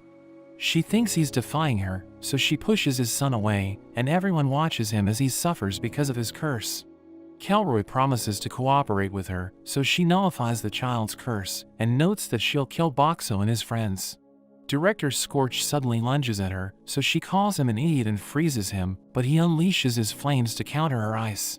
She can't believe he's a flame spirit, and Boxo realizes that Director Bear sent him, since he's the only one who can rival her powers. He takes Sorum away, and as everyone prepares to fight, Filmina tells Shiro and Akka it's time to reveal their true forms. They spread their wings as they transform into vampires, and Shiro and Akka take to the sky, while Llamas charges at Filmina. She breaks through her defenses and grabs onto her, but it turns out to be a decoy, and Filmina flies away. Boxo launches his bottled drinks at her, and she gets covered with liquid, but she realizes she can't control it with her water magic since it's lotion. She manages to land safely, but Llamas knocks her out, and Boxo is glad everything went well. Shiro and Akka attack Petey, who dodges their attacks and closes the distance, and she notes that she won't lose to them, since they were hired by the woman who stole her man. They wonder how she came up with that idea, and they attack her again, but she blocks with her shell, and they realize their mother has been captured. They think they need to buy time until Kelroy comes to help them, and they start to run away, but Boxo throws some interesting magazines at them, which makes them stop, but Boxo's friends tell him he doesn't fight fair, so he realizes they don't agree with his methods. As Miguel and Kelroy fight, Kelroy is impressed that Miguel has figured out his eye breach, so Boxo wonders if it does more than just break blessings. He wants to stop Kelroy no matter what it takes, so he threatens to blast Akka with his soda, and Kelroy becomes worried, but Director Scorch and Sorum suddenly destroy their surroundings. Boxo protects his friends, and they realize that Kelroy is using his eye breach to cancel out the blizzard, but Sorum tells him to get rid of Scorch's flames. They start to walk toward him, and Boxo and the others think they need to do something, so his friends rush forward, but Sorum and Kelroy suddenly disappear, and they take Boxo away. Boxo is teleported to the enemy base, and we see that Petey is with him, since she was caught in the area of effect. Kelroy tells him they're in the stratum where the Netherlord operates, and explains that they need Boxo to clear the dungeon since they lack food and materials, but he refuses to join them.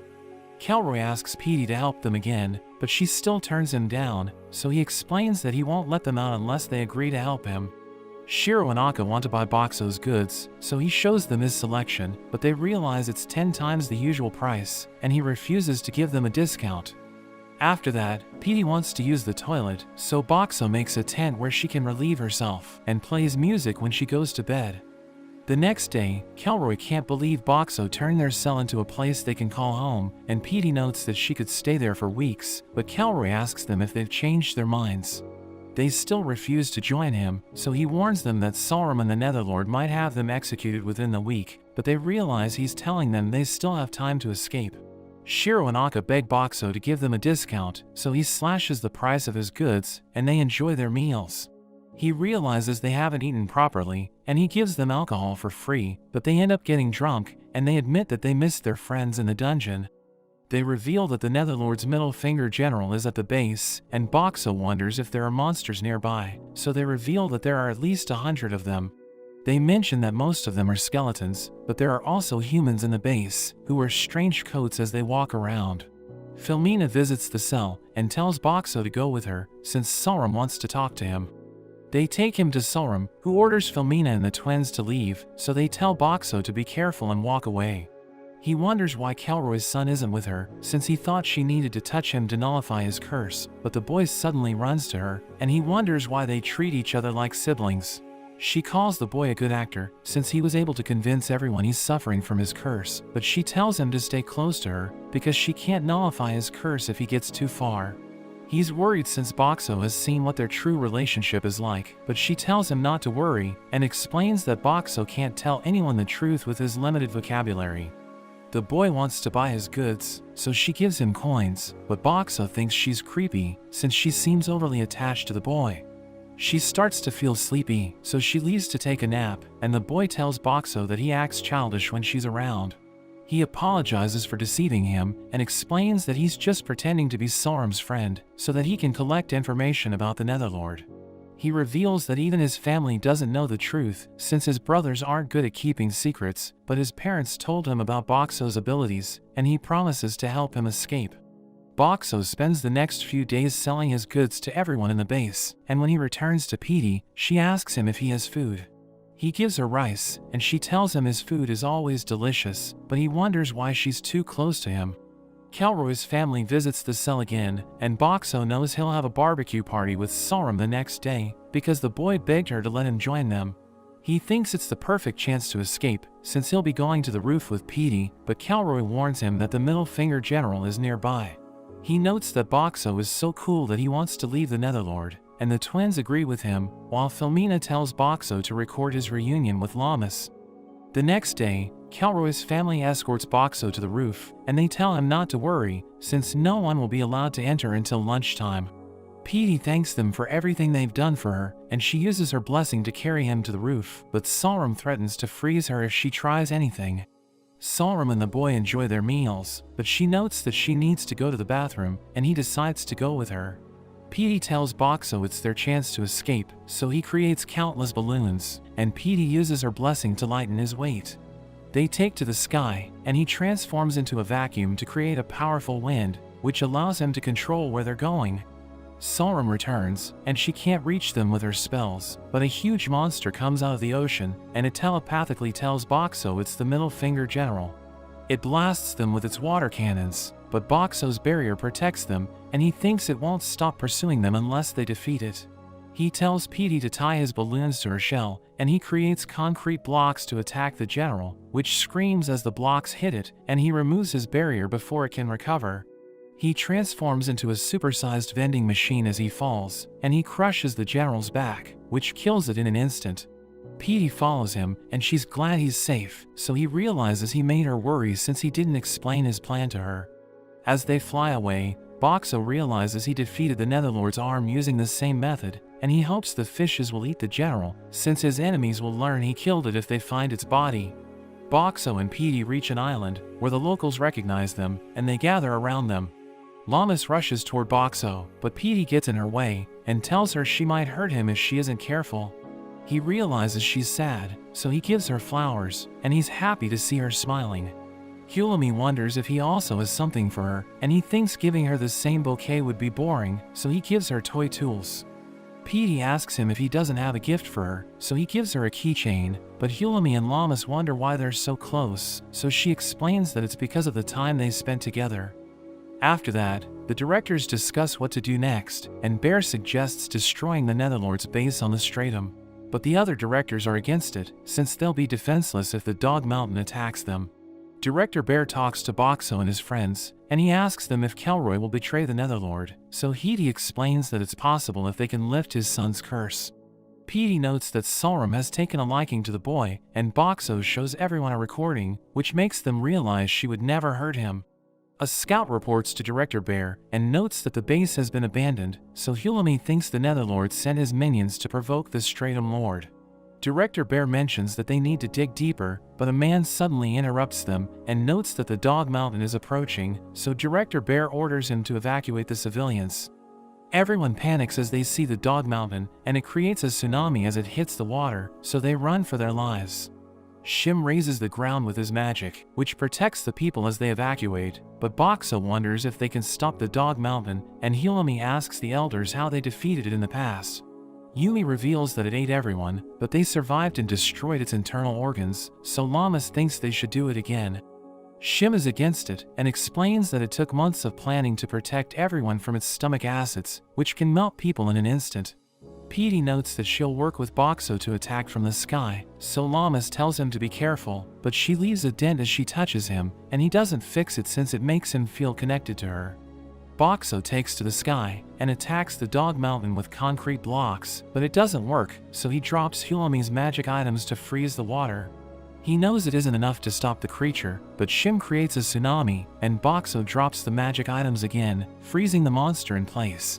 He knows it's only a matter of time before it breaks free, so he flies away and uses the transfer circle to escape with the others.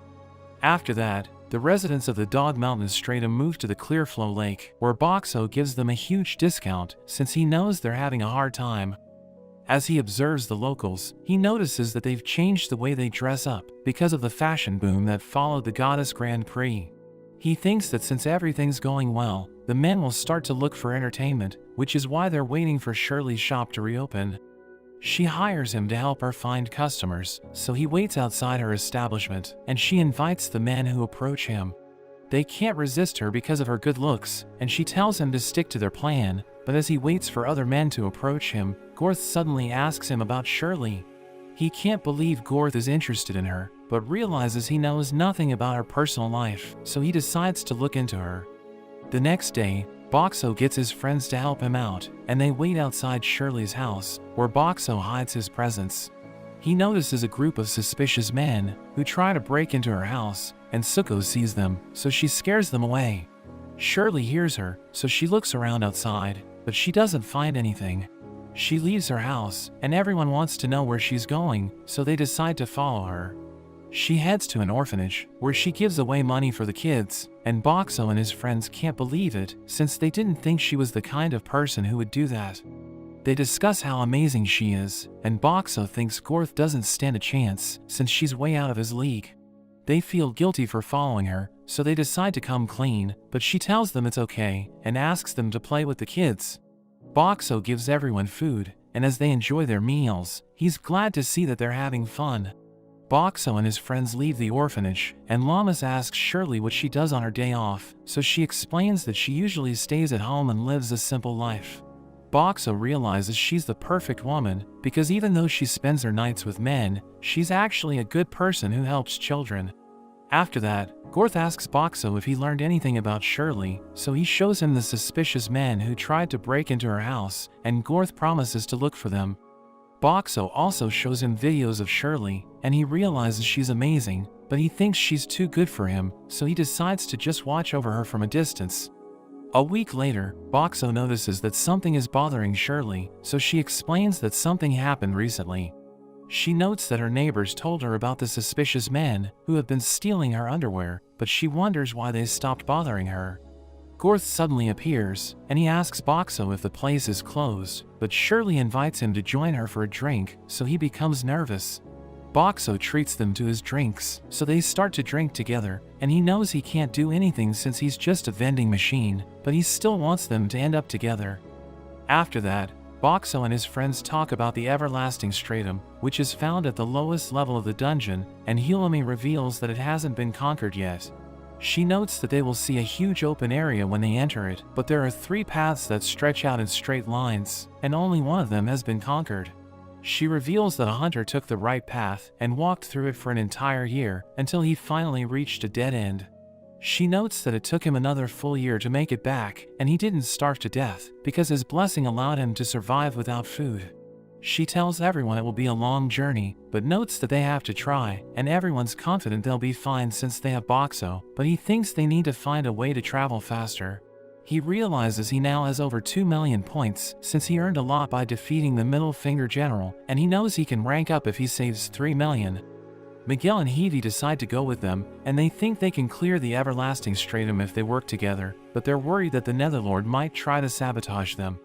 After that, a girl reports to Director Bear and notes that Kale has broken out of prison, so he wonders what happened to the guards who were watching her.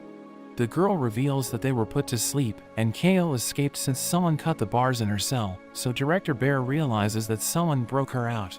And there's also a report that there's a horde of over 500 monsters approaching, so Boxo realizes they need to take care of them.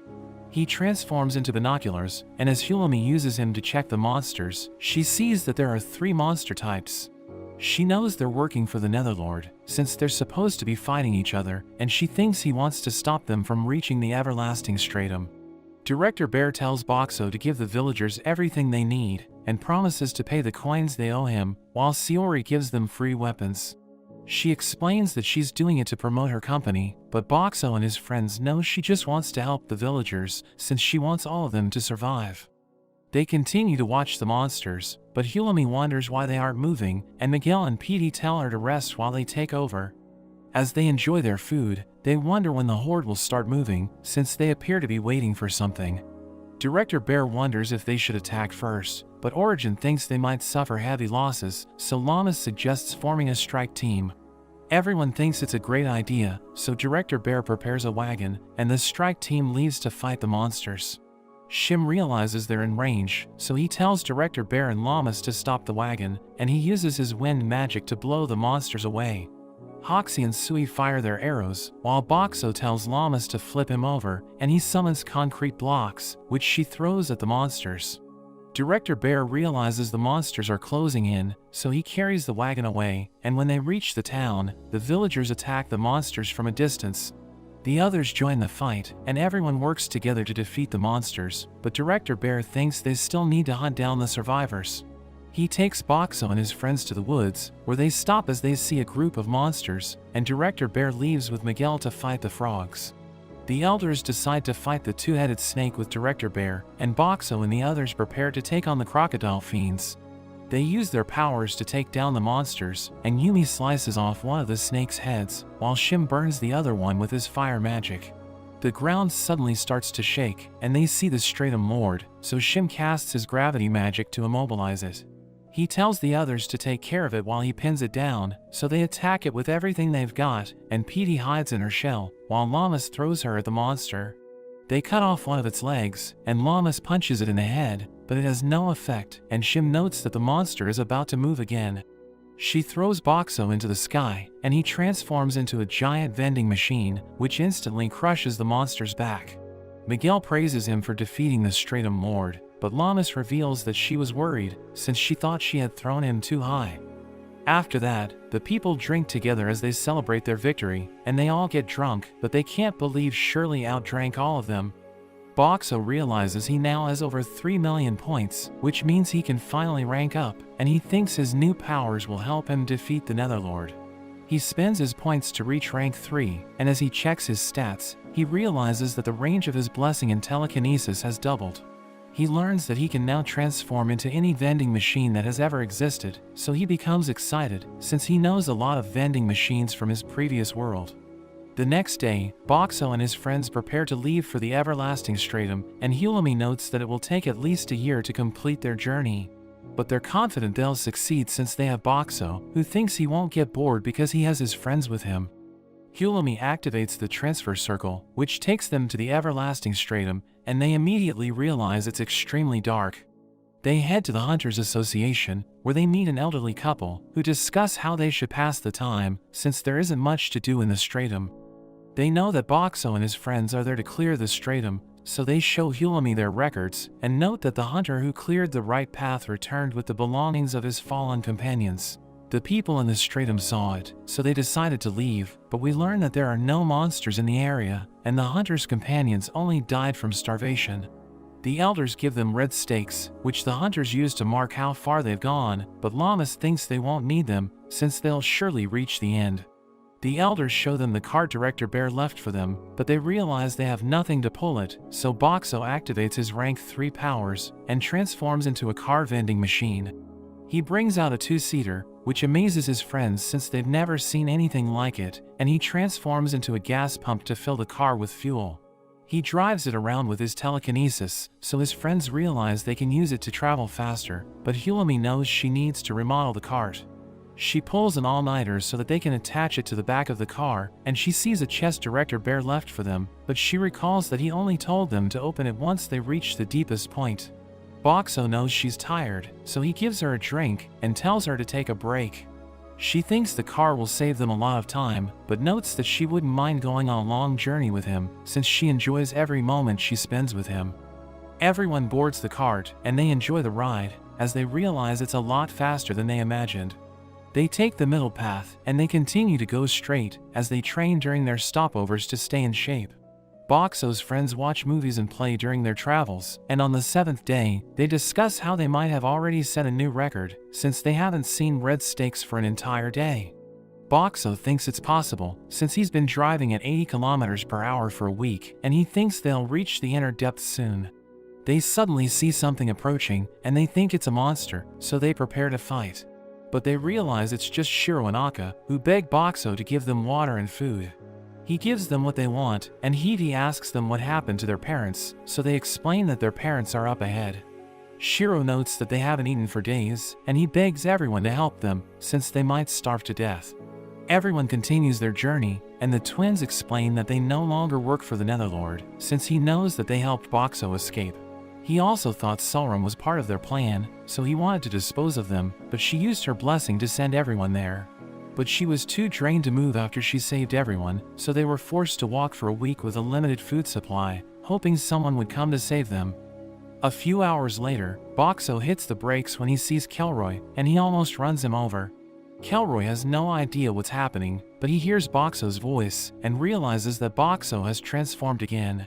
He's glad to learn that his sons are okay, and he activates his eye breach to remove the sleeping spell on the others, revealing that they used it to conserve their strength. He gives them food and drinks, but Sulram refuses to trust humans, so the boy Kai drinks from her bottle and tells her it isn't poisoned. Hulami asks Kelroy if they'll return to the Netherlord, so he explains that they won't, and notes that they no longer need the Netherlord now that they have Sulram. Kai tells her they should stay with the others, and explains that she can trust him since he'll never betray her. He tells her he loves her, so she becomes flustered and agrees to work with them, and Boxo is glad to have her on their side. They continue to travel, but we see the twins tied to the cart, since there isn't enough space for everyone. Kelroy apologizes for betraying Boxo and his friends, and promises not to do it again, so Lamas, Miguel, and Hulami forgive him, but his former comrades still can't accept him. He apologizes for abandoning them, but they realize he doesn't get it, and explain that they're angry since he didn't trust them with his secret, telling him they could have stopped him from making a bad decision. Hiti notes that they should be more open with each other, but he mentions that they can keep their adventures a secret, and Filmina tells him she wants to know if he's been having fun with other girls. He just laughs it off, and thanks everyone for accepting him, but she asks him if he ever did anything with Shirley. Kelroy's family joins their training sessions, and Sulram stays by Kai's side, as she tells Boxo not to worry about her, since she's no longer their enemy. Kai promises not to leave her, and she hugs him and tells him he's the only one she needs, so Boxo realizes she won't betray them as long as she has him. On the 25th day, everyone starts to get bored, and they wonder if they'll ever reach an endpoint, since they've been driving in total darkness for days. On the 28th day, they finally reach a door, and Lamas pushes it with all her might, but it doesn't budge, so they think they must do something to open it. Hulami sees shapes on the wall, and thinks they can open the door if they insert something in them, but she has no idea what to put inside them. Boxo remembers the Stratum Lord coins, and thinks they're a perfect fit, and everyone realizes he's right, but they can't open the door since they don't have the coin for Dog Mountain. Hulami remembers the chest Director Bear left for them, and realizes it has the coin for Dog Mountain, so they're all grateful to him. They use it to open the door, and they talk about the wishes they want granted, since they don't think the Dungeon Master can grant all of them. Kelroy's family wants to remove Kai's curse, and the others mention they don't need anything, but Boxo notes that he wants to become a human. He tells everyone that Kelroy's wish should go first, but Kelroy is worried that only one of their wishes would be granted, so Boxo tells him not to worry, since there are other dungeons in this world. They head inside, and realize the room is pitch black, but there's suddenly a light as they reach the throne, and the Dungeon Master congratulates them on completing the dungeon. He tells them their wish will be granted, but notes that one of them is a threat to his dungeon, so Sulram explains that she no longer works for the Netherlord. He reveals that the Netherlord has stolen most of his power, and he suddenly appears before them, telling them he never expected anyone to clear his dungeon. Boxo thinks he looks like an average salaryman, but he makes a table for everyone and tells them to sit, since he knows they have a lot of questions for him. Boxo gives him a drink, and he wants to be the one who gives food and drinks to everyone, since he's worried that his friends might get poisoned. Hulami asks the Dungeon Master about the dungeons, so he reveals that they're works of art created by ancient wizards, so that they can brag to each other about their creations. She wonders how many of their wishes will be granted, so he explains that there's no limit, but notes that he needs energy to do it, and they're limited to the mana in the dungeon. Kelroy asks him if he can remove his son's curse, so he explains that it won't be a problem, but it will cost a lot of mana. Hulami wonders if he can turn Boxo into a human after he cures Kai, so he tells her it's possible, but it would consume all the mana in the dungeon. Everyone's happy that they can have both wishes granted, but he notes that the dungeon will collapse after he grants their wishes, and Boxo doesn't want everyone to be buried alive just for his wish. He tells Kelroy to have his wish granted first, and the dungeon master explains that Boxo can return later, so that he can turn him into a human without destroying the dungeon. The dungeon master removes Kai's curse, and he thanks Sorum for everything she's done for him, but her bracelet suddenly starts to move, and it stabs the dungeon master. Kelroy thinks she killed him, but she explains she doesn't know what's happening, and the Netherlord comes out of her bracelet, as he notes that everything's going according to his plan. He knows that the dungeon master is weakened, since he just finished granting a wish, so he thinks it's the perfect time to finish him off. He absorbs the dungeon master's power, and Sorum can't believe he used her, but he explains that she belongs to him, so he can do whatever he wants with her. She attacks him with her ice magic, and tells him she's no longer loyal to him, so he prepares to destroy her, but Kelroy protects her with his eye breach.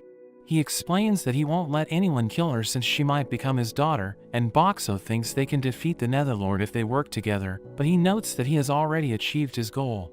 The ground shakes as he prepares to destroy the dungeon, and he notes that monsters exist to make people suffer, so he wants everyone to die as the dungeon collapses. He suddenly disappears, and the dungeon master notes that he'll transport Boxo and his friends to the Clearflow Lake Stratum so that they can help the people evacuate.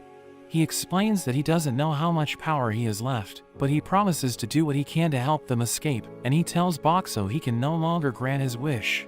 But he gives him a lot of points as a gift, and Boxo teleports away with his friends. The dungeon master wishes them all the best, and as his body disappears, he thanks them for enjoying his dungeon to the very end. Back at the Clearflow Lake, Hulami tells Director Bear they need to send everyone to the Origin Stratum because they need to evacuate the dungeon. Llamas beats up the monsters in her path, and she barely manages to push the exit open, so the people start to escape. But Director Bear learns that the monsters are all over the village, so he works with the other directors to hold them off. Boxo's friends join the fight, and the people continue to evacuate, but the Netherlord is impressed by their efforts, so he releases his hold on the door. Llamas pushes it open, allowing the people to escape faster, but the Netherlord suddenly summons a horde of skeletons, so Boxo creates a massive barrier to protect everyone. He transforms into a giant vending machine, and we learn that maintaining that form consumes a lot of points, but he thinks he'll be fine because of the gift the dungeon master gave him. The monsters start to attack his barrier, and he tells everyone to escape while he holds them off, but Llamas doesn't want to leave him behind. Hulami tells her they'll only get in his way, and she realizes he won't let her enter his barrier, so she tells him not to die and escapes with the others. The Netherlord realizes he's ready to sacrifice his life for his friends, but notes that he still has control over Sorum, and he forces her to use her blessing to capture Kelroy and the others. He electrocutes all of them, and threatens to kill Kai if Kelroy doesn't use his eye breach to erase the barrier, but Boxo removes it himself. The monsters start to attack him, and he takes little to no damage, but the Netherlord blasts him with dark energy, and the damage forces him to return to his original form.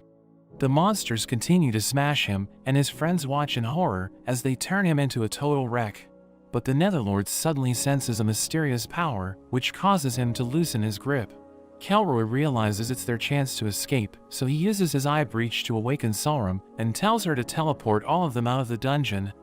We see Director Bear and Hulami as they watch an army of monsters from a distance, and they notice a massive creature, which is a fusion of the Stratum Lords in the dungeon. Director Bear thinks the monsters are headed for the fortified city, so he tells the little bears to go to the Empire and nearby villages, to let them know what's happening. The Misfits note that they'll stay and fight the monsters, since they want to buy time until the others find Boxo, and Sorum decides to go with them, because she wants to make up for everything she's done. But Llamas becomes emotional, and she runs off to look for Boxo. Director Bear and the others use the car, and they overtake the monsters, but he knows they still have to go around the forest, while the monsters can just go through it. Miguel volunteers to go to the forest alone, so that he can hide and keep the monsters busy, but Director Bear tells him it's too dangerous. He explains that he won't die since he wants to see Boxo again, and promises to make it back alive, so Director Bear realizes he has already made up his mind. Everyone tells him to be careful, and they drop him off at the forest, where he cuts down the monsters in his path. A monster approaches him, but it suddenly gets cut into pieces, and he tells the person who killed it to reveal himself. We see a skeleton hiding behind a tree, and he notes that he has forgotten his own name, but everyone calls him the Four-Finger General. He reveals that he was the one who helped KO escape, and as Miguel blocks his attack, he admits that he's impressed, because it's been a long time since someone was able to stop his opening strike. The little bears reach a village, but they realize nobody's there, and they see a farm filled with vegetables, so they end up stopping to eat. We return to Miguel, as he struggles to keep up with the general, but he knows he needs to fight for the others, so he's determined to take him down. He thinks he's about to meet his end, so he prepares to attack with everything he has, to take down the general along with him. The general attacks him with blinding speed, but a rabbit suddenly protects him, and there are more that join the fight. He sees a girl controlling them, and realizes it's his sister Hayashi, and she tells him they can talk afterwards. She orders her rabbits to keep the general busy, giving Miguel the chance to use his sword skill, and he manages to cut the general in half. The siblings are glad the fight is over, and Hayashi introduces her friends to Miguel, who wonders what she's doing there. So she reveals that she came from the fortified city, since they received a report that something was happening in the forest. She notes that the Guardian protected the city and fought the Demon Lord, but he ended up getting injured, and he asks Miguel about his master Boxo. So Miguel tells her how amazing he is, but she thinks he's nothing compared to the Guardian. They start to argue about who's better, but the rabbits interrupt them, and they realize they need to focus on the army of monsters. Director Bear and the others reach a farmland, and they realize they're close to the fortified city, so Hidi wonders what kind of person the city lord is. Director Bear notes that she's beautiful, and warns everyone not to look into her eyes, since it's said to be risky for men, but Curios thinks it's nonsense. They reach the city, but when they see the Lord Jessica, the men are instantly charmed by her eyes. They fall in love with her at first sight, but Hidi stares at her shoes, and thinks her beauty is nothing compared to it. He notes that he no longer has feelings for her, and her servants tell her to close her eyes, since it drives the men crazy. Director Bear tells her about the situation, and she can't believe the Netherlord is making his move, even though they're negotiating a truce with the Demon Lord. She thinks the Netherlord wants to seize power, so she orders her butler Stek to send a messenger to the Demon Lord's territory so that the Guardian can return to the city. She also tells her maid Deer to explain the situation to everyone, so she leaves with Stek to carry out her orders. The Misfits take down a group of monsters, and they hope the others have found Boxo, since they want to pay him back for everything he's done for them. They see another group of monsters, so they prepare to fight, but KO suddenly appears, and notes that she'll punish them for betraying the Netherlord. She lifts the corpses from the ground, and stitches them together to build her armor of rot, but Sauron summons a giant ice shard to attack her, so she creates a bone shield to block it. It almost reaches her, but her armor destroys it, and she prepares to crush Sauron, but her leg suddenly falls apart.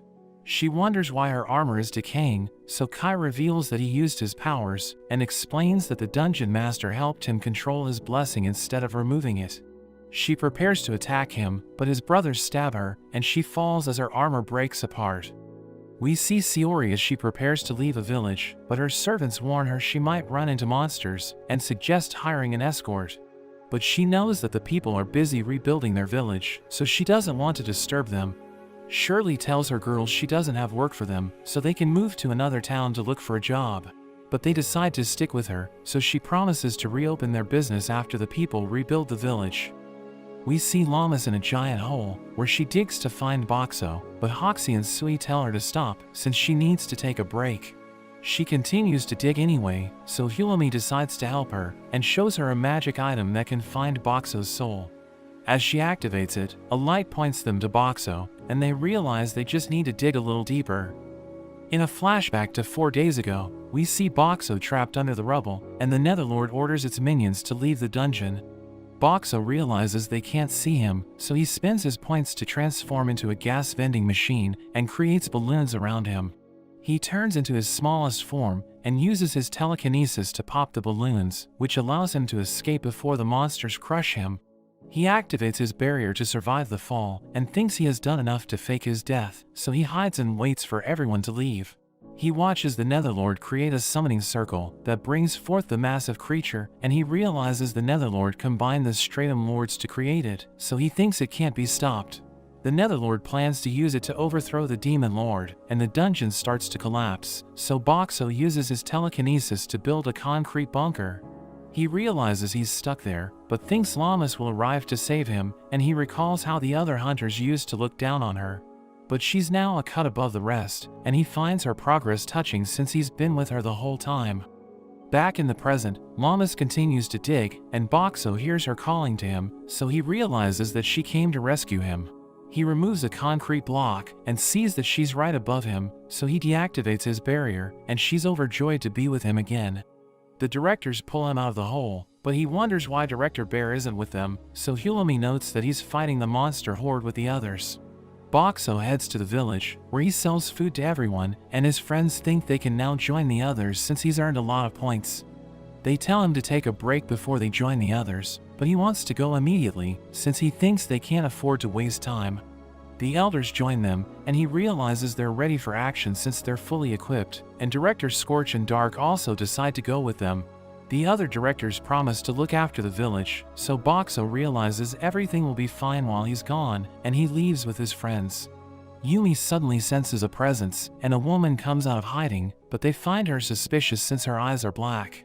She apologizes for all the trouble her son has caused, and reveals that she's the Netherlord's mother, so they realize she's their enemy. Her skin melts away, as she reveals that her son experimented on her body and refused to let her die, since he wanted to know if his dark arts worked, but she forgave him since she's his mother. She transforms into the Thumb General, and notes that she'll do anything for her son, but Boxo and his friends realize she's insane. Origin takes the civilians back to the village, and she attacks Boxo's friends with her tendrils, but the elders save them, and tell her they won't let her do as they please. She realizes she's outnumbered, so she summons a monster from another world, and everyone freaks out since they've never seen anything like it.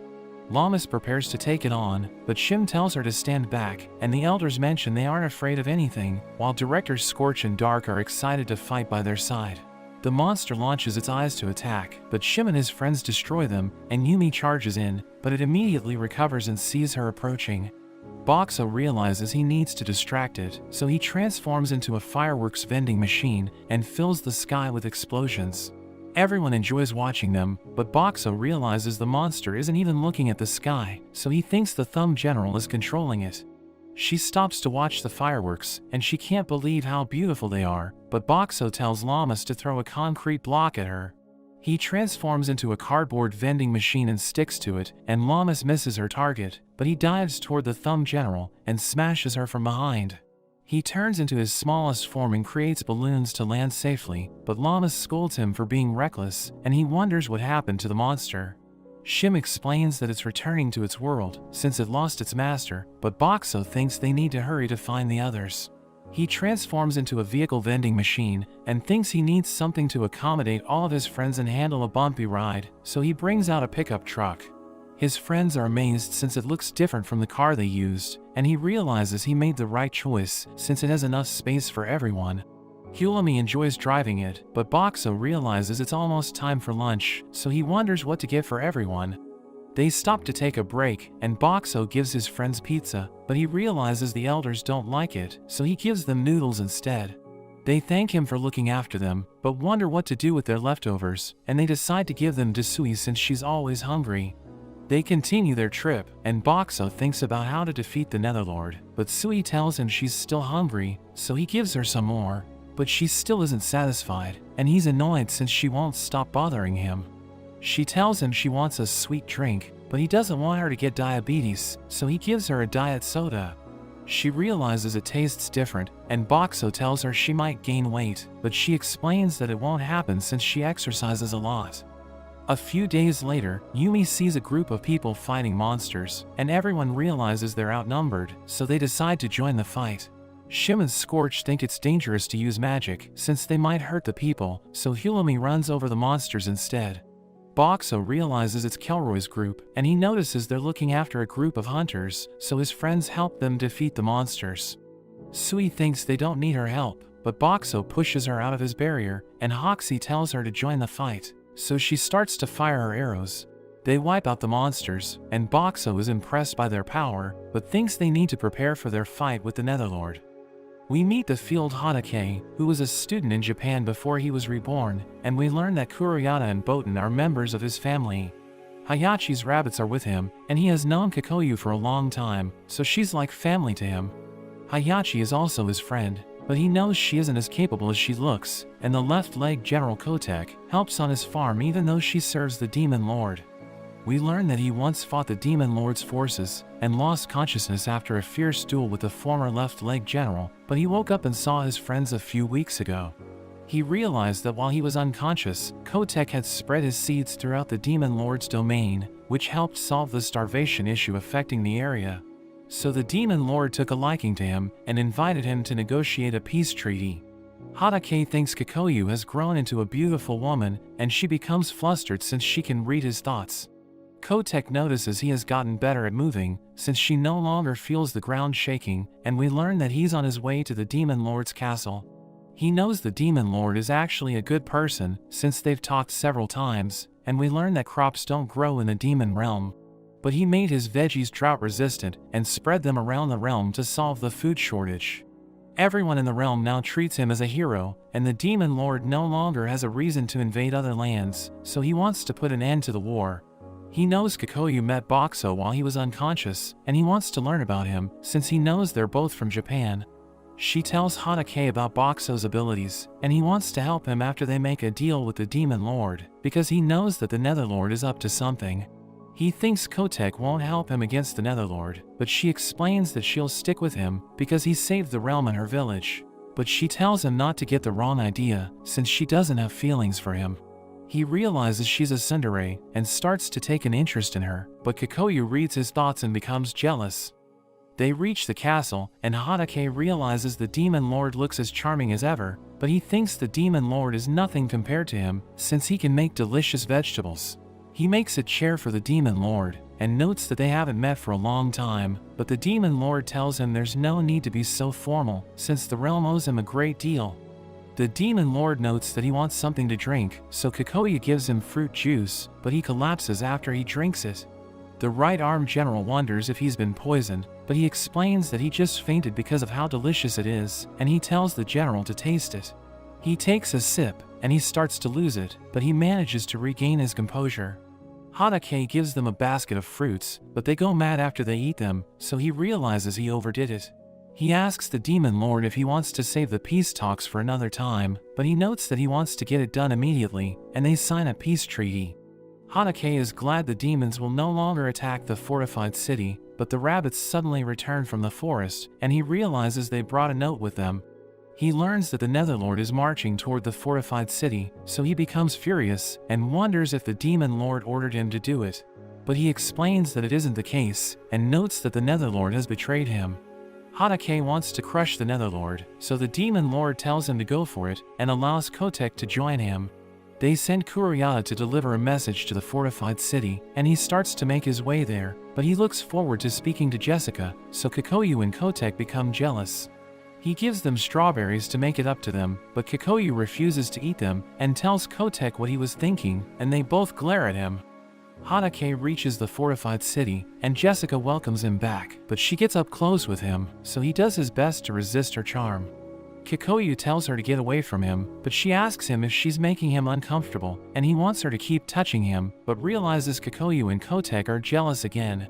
The girls ask him to choose one of them, but he doesn't want to answer their question, and gives them strawberries instead. He tells them they should focus on defeating the Netherlord, so they decide to hold a war council, and discuss their plan to defend the city. We return to Boxo, as he watches his friends eat together, and they tell Hulami to join them, but she explains that she's busy. We learn that she's upgrading Kelroy's wagon, so that she can attach it to the truck, but it suddenly starts to rain. She thinks she must wait for the rain to stop before she continues, but Boxo gives her a raincoat, and she tells him it's exactly what she needs. The next day, Boxo builds a concrete shelter for the hunters, and he continues his journey with his friends. But they stop as they see a burnt forest, and Lamas thinks Miguel destroyed it with his dragon sword. He suddenly comes running toward them and he starts to cry because he thought Boxo didn't make it. Miguel reveals that he set up traps in the area, but they couldn't stop the monsters, so he decided to burn the forest. He reveals that he worked with his sister, who introduces herself to the group, and he notes that her bunnies helped him take down the four-finger general. Boxo realizes their group has gotten bigger, so he transforms into a vehicle vending machine again and brings out another pickup truck. As they continue their journey, Miguel explains that the Netherlord used to rule over the demon realm, but the demon lord defeated him and turned him into the left-arm general. Hulami realizes it's the reason he betrayed the demon lord, and thinks their odds of winning just got better because they don't need to worry about the demon lord's army. Kuroyata suddenly appears to deliver a message, and Hayachi realizes it's from Hanake, so she reads it to everyone. He reveals that he has heard the news from Director Bear, and even talked to the Demon Lord, so he thinks it's time to gang up on the Netherlord. He notes that he has a plan attached to the letter, and he wants to hear their suggestions, but mentions that he has another note for Boxo. Hayachi shows it to him, and he realizes Hanake wants to meet him, since he knows they have much in common. Boxo looks forward to meeting him, and his friends write their suggestions before sending Kuroyata back. That evening, Miguel notes that he wiped out the low-level monsters by burning the forest, but the stronger ones are on their way to the city. Boxo thinks about Hanake, but his friends realize he's happy because his lights are flashing. They talk about how they've been with him for a long time, so they know how to read him, and they argue over who knows him best, but he thinks they should focus on defeating the Netherlord. As Boxo and his friends discuss their plan, we learn that their role is to attack from behind, while Hanake slows down the combined Stratum Lords. Hulami notes that they'll attack the Netherlord as soon as he shows up, and everyone's determined to do their best, but Botan suddenly appears with Hidi and Director Bear. They thank Botan for the ride, and tell Boxo they want to fight by his side, but the Misfits tell Hidi they don't need him, so he becomes depressed, and they all laugh at him. Hanake prepares for battle and tells the soil about his plan, but Kikoyu wonders if it will make a difference. He explains that he doesn't know, but thinks it will help him control the soil, and he asks for permission to go wild. He sees the monsters approaching, so he activates his traps, and they fall into his pits. The boss prepares for battle, and he wants to impress Boxo and his friends, so he hits it with a barrage of punches and gets up to fight it head-on. He starts to wrestle with it, but Boxo and his friends find him strange, since they never thought a field would fight with its fists. But Hayachi thinks he's amazing, and notes that he used his powers to make the pits. They start to look for the Netherlord, but they see monsters in the way, so Shim summons his flames to get rid of them, while Scorch charges in alone. Boxo thinks he's insane, but Kelroy notes that his family will also stay behind to get rid of the monsters, since he knows they'll get in the way when Boxo fights the Netherlord. Lamas wonders if they'll be fine, but Director Bear notes that they must focus on their mission, since he knows it won't be easy to defeat the Netherlord. Hayachi decides to join Hanake, and she jumps away with her rabbits, so Miguel notes that she's as restless as ever. Hulami stops as she sees the Netherlord, who notes that Boxo ruined his plan, so he wants to make him pay. Boxo launches a firework to provoke him, so he becomes even angrier and sacrifices his monsters to revive his fallen generals. Boxo realizes they won't stand a chance if the generals join the Netherlord, so the old-timers prepare to take them on, and Director Bear tells Boxo and the others to go ahead. They don't want to leave the old-timers behind, but Director Bear explains that the Netherlord can kill all of them while they're fighting his generals, so they need someone to fight him directly. The old-timers recall how amazing they were, but they know they can't keep up with the Netherlord since they're no longer in their prime, so they decide to let the youngsters deal with him. As Boxo and his friends approach the Netherlord, they think he must have used a lot of mana to revive his generals, so it's their chance to take him out. Boxo activates his barrier, and he decides to focus on defense, since their plan is to buy time for reinforcements to arrive. He notices that Hanake is doing well against the boss, so he thinks their plan will work, but the Netherlord tells Boxo he doesn't have time for him. He uses his magic to summon a black hole, which starts to absorb everything, but Sui realizes he's wide open, so she fires an arrow at him. But the black hole absorbs it, and he explains that it sends everything it swallows into the spirit world.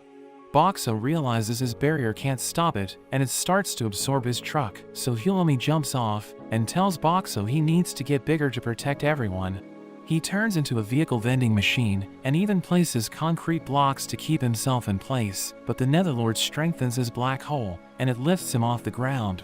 Boxo's friends start to panic, and they beg him to save them, but he doesn't know what to do since he has already tried everything, and they get sucked into the black hole. Hanake realizes the monsters are no match for his friends, and he transforms into a giant fist, which smashes the boss to the ground. He turns into a spinning top, which drills through the boss, and causes its body to crumble. He returns to his original form, and his friends praise him for winning the fight, but he wonders what happened to Boxo and the others. Hayachi notices that the boss has been revived, and they think the only way to defeat it is to kill the Netherlord, so Hanake realizes they need to wait for Boxo to do his part. Boxo and his friends reach the spirit world, and Hirumi notes that they must find a way back, but the Netherlord appears before them, and notes that he's there to finish them off. He admits that Boxo has surpassed his expectations, so he wants to destroy him, but his friends are determined to defeat the Netherlord, and they tell him it's time to put an end to everything. He shows them a portal, and explains that it will activate after they defeat him, but they don't trust him, so Hirumi notes that she'll investigate it.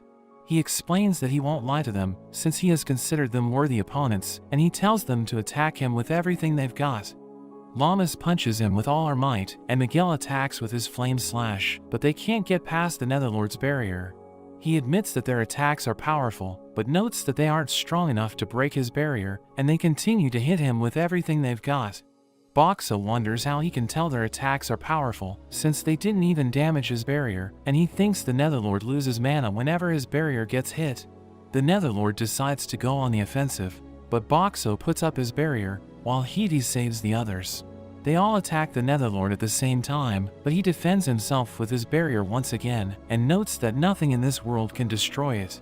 Boxo transforms into the world's oldest vending machine, and fires holy water to destroy the barrier. But the Netherlord shoots his dark arrows again, and they hit everyone's shadows. Boxo's friends realize they can't move, but Boxo surrounds Llamas with his barrier, which nullifies the arrow's effect. The Netherlord tells Boxo it's time for their final battle, and he starts to move away, so Llamas runs after him. But he blasts her with his ice magic, which freezes her in place. She tells Boxo to remove his barrier, and smashes the ice with her fists, but she asks him if he has a plan to defeat the Netherlord. He spends the treasure the Dungeon Master gave him to unlock his ultimate skill, which costs 1 billion points, and he starts to glow as he activates it.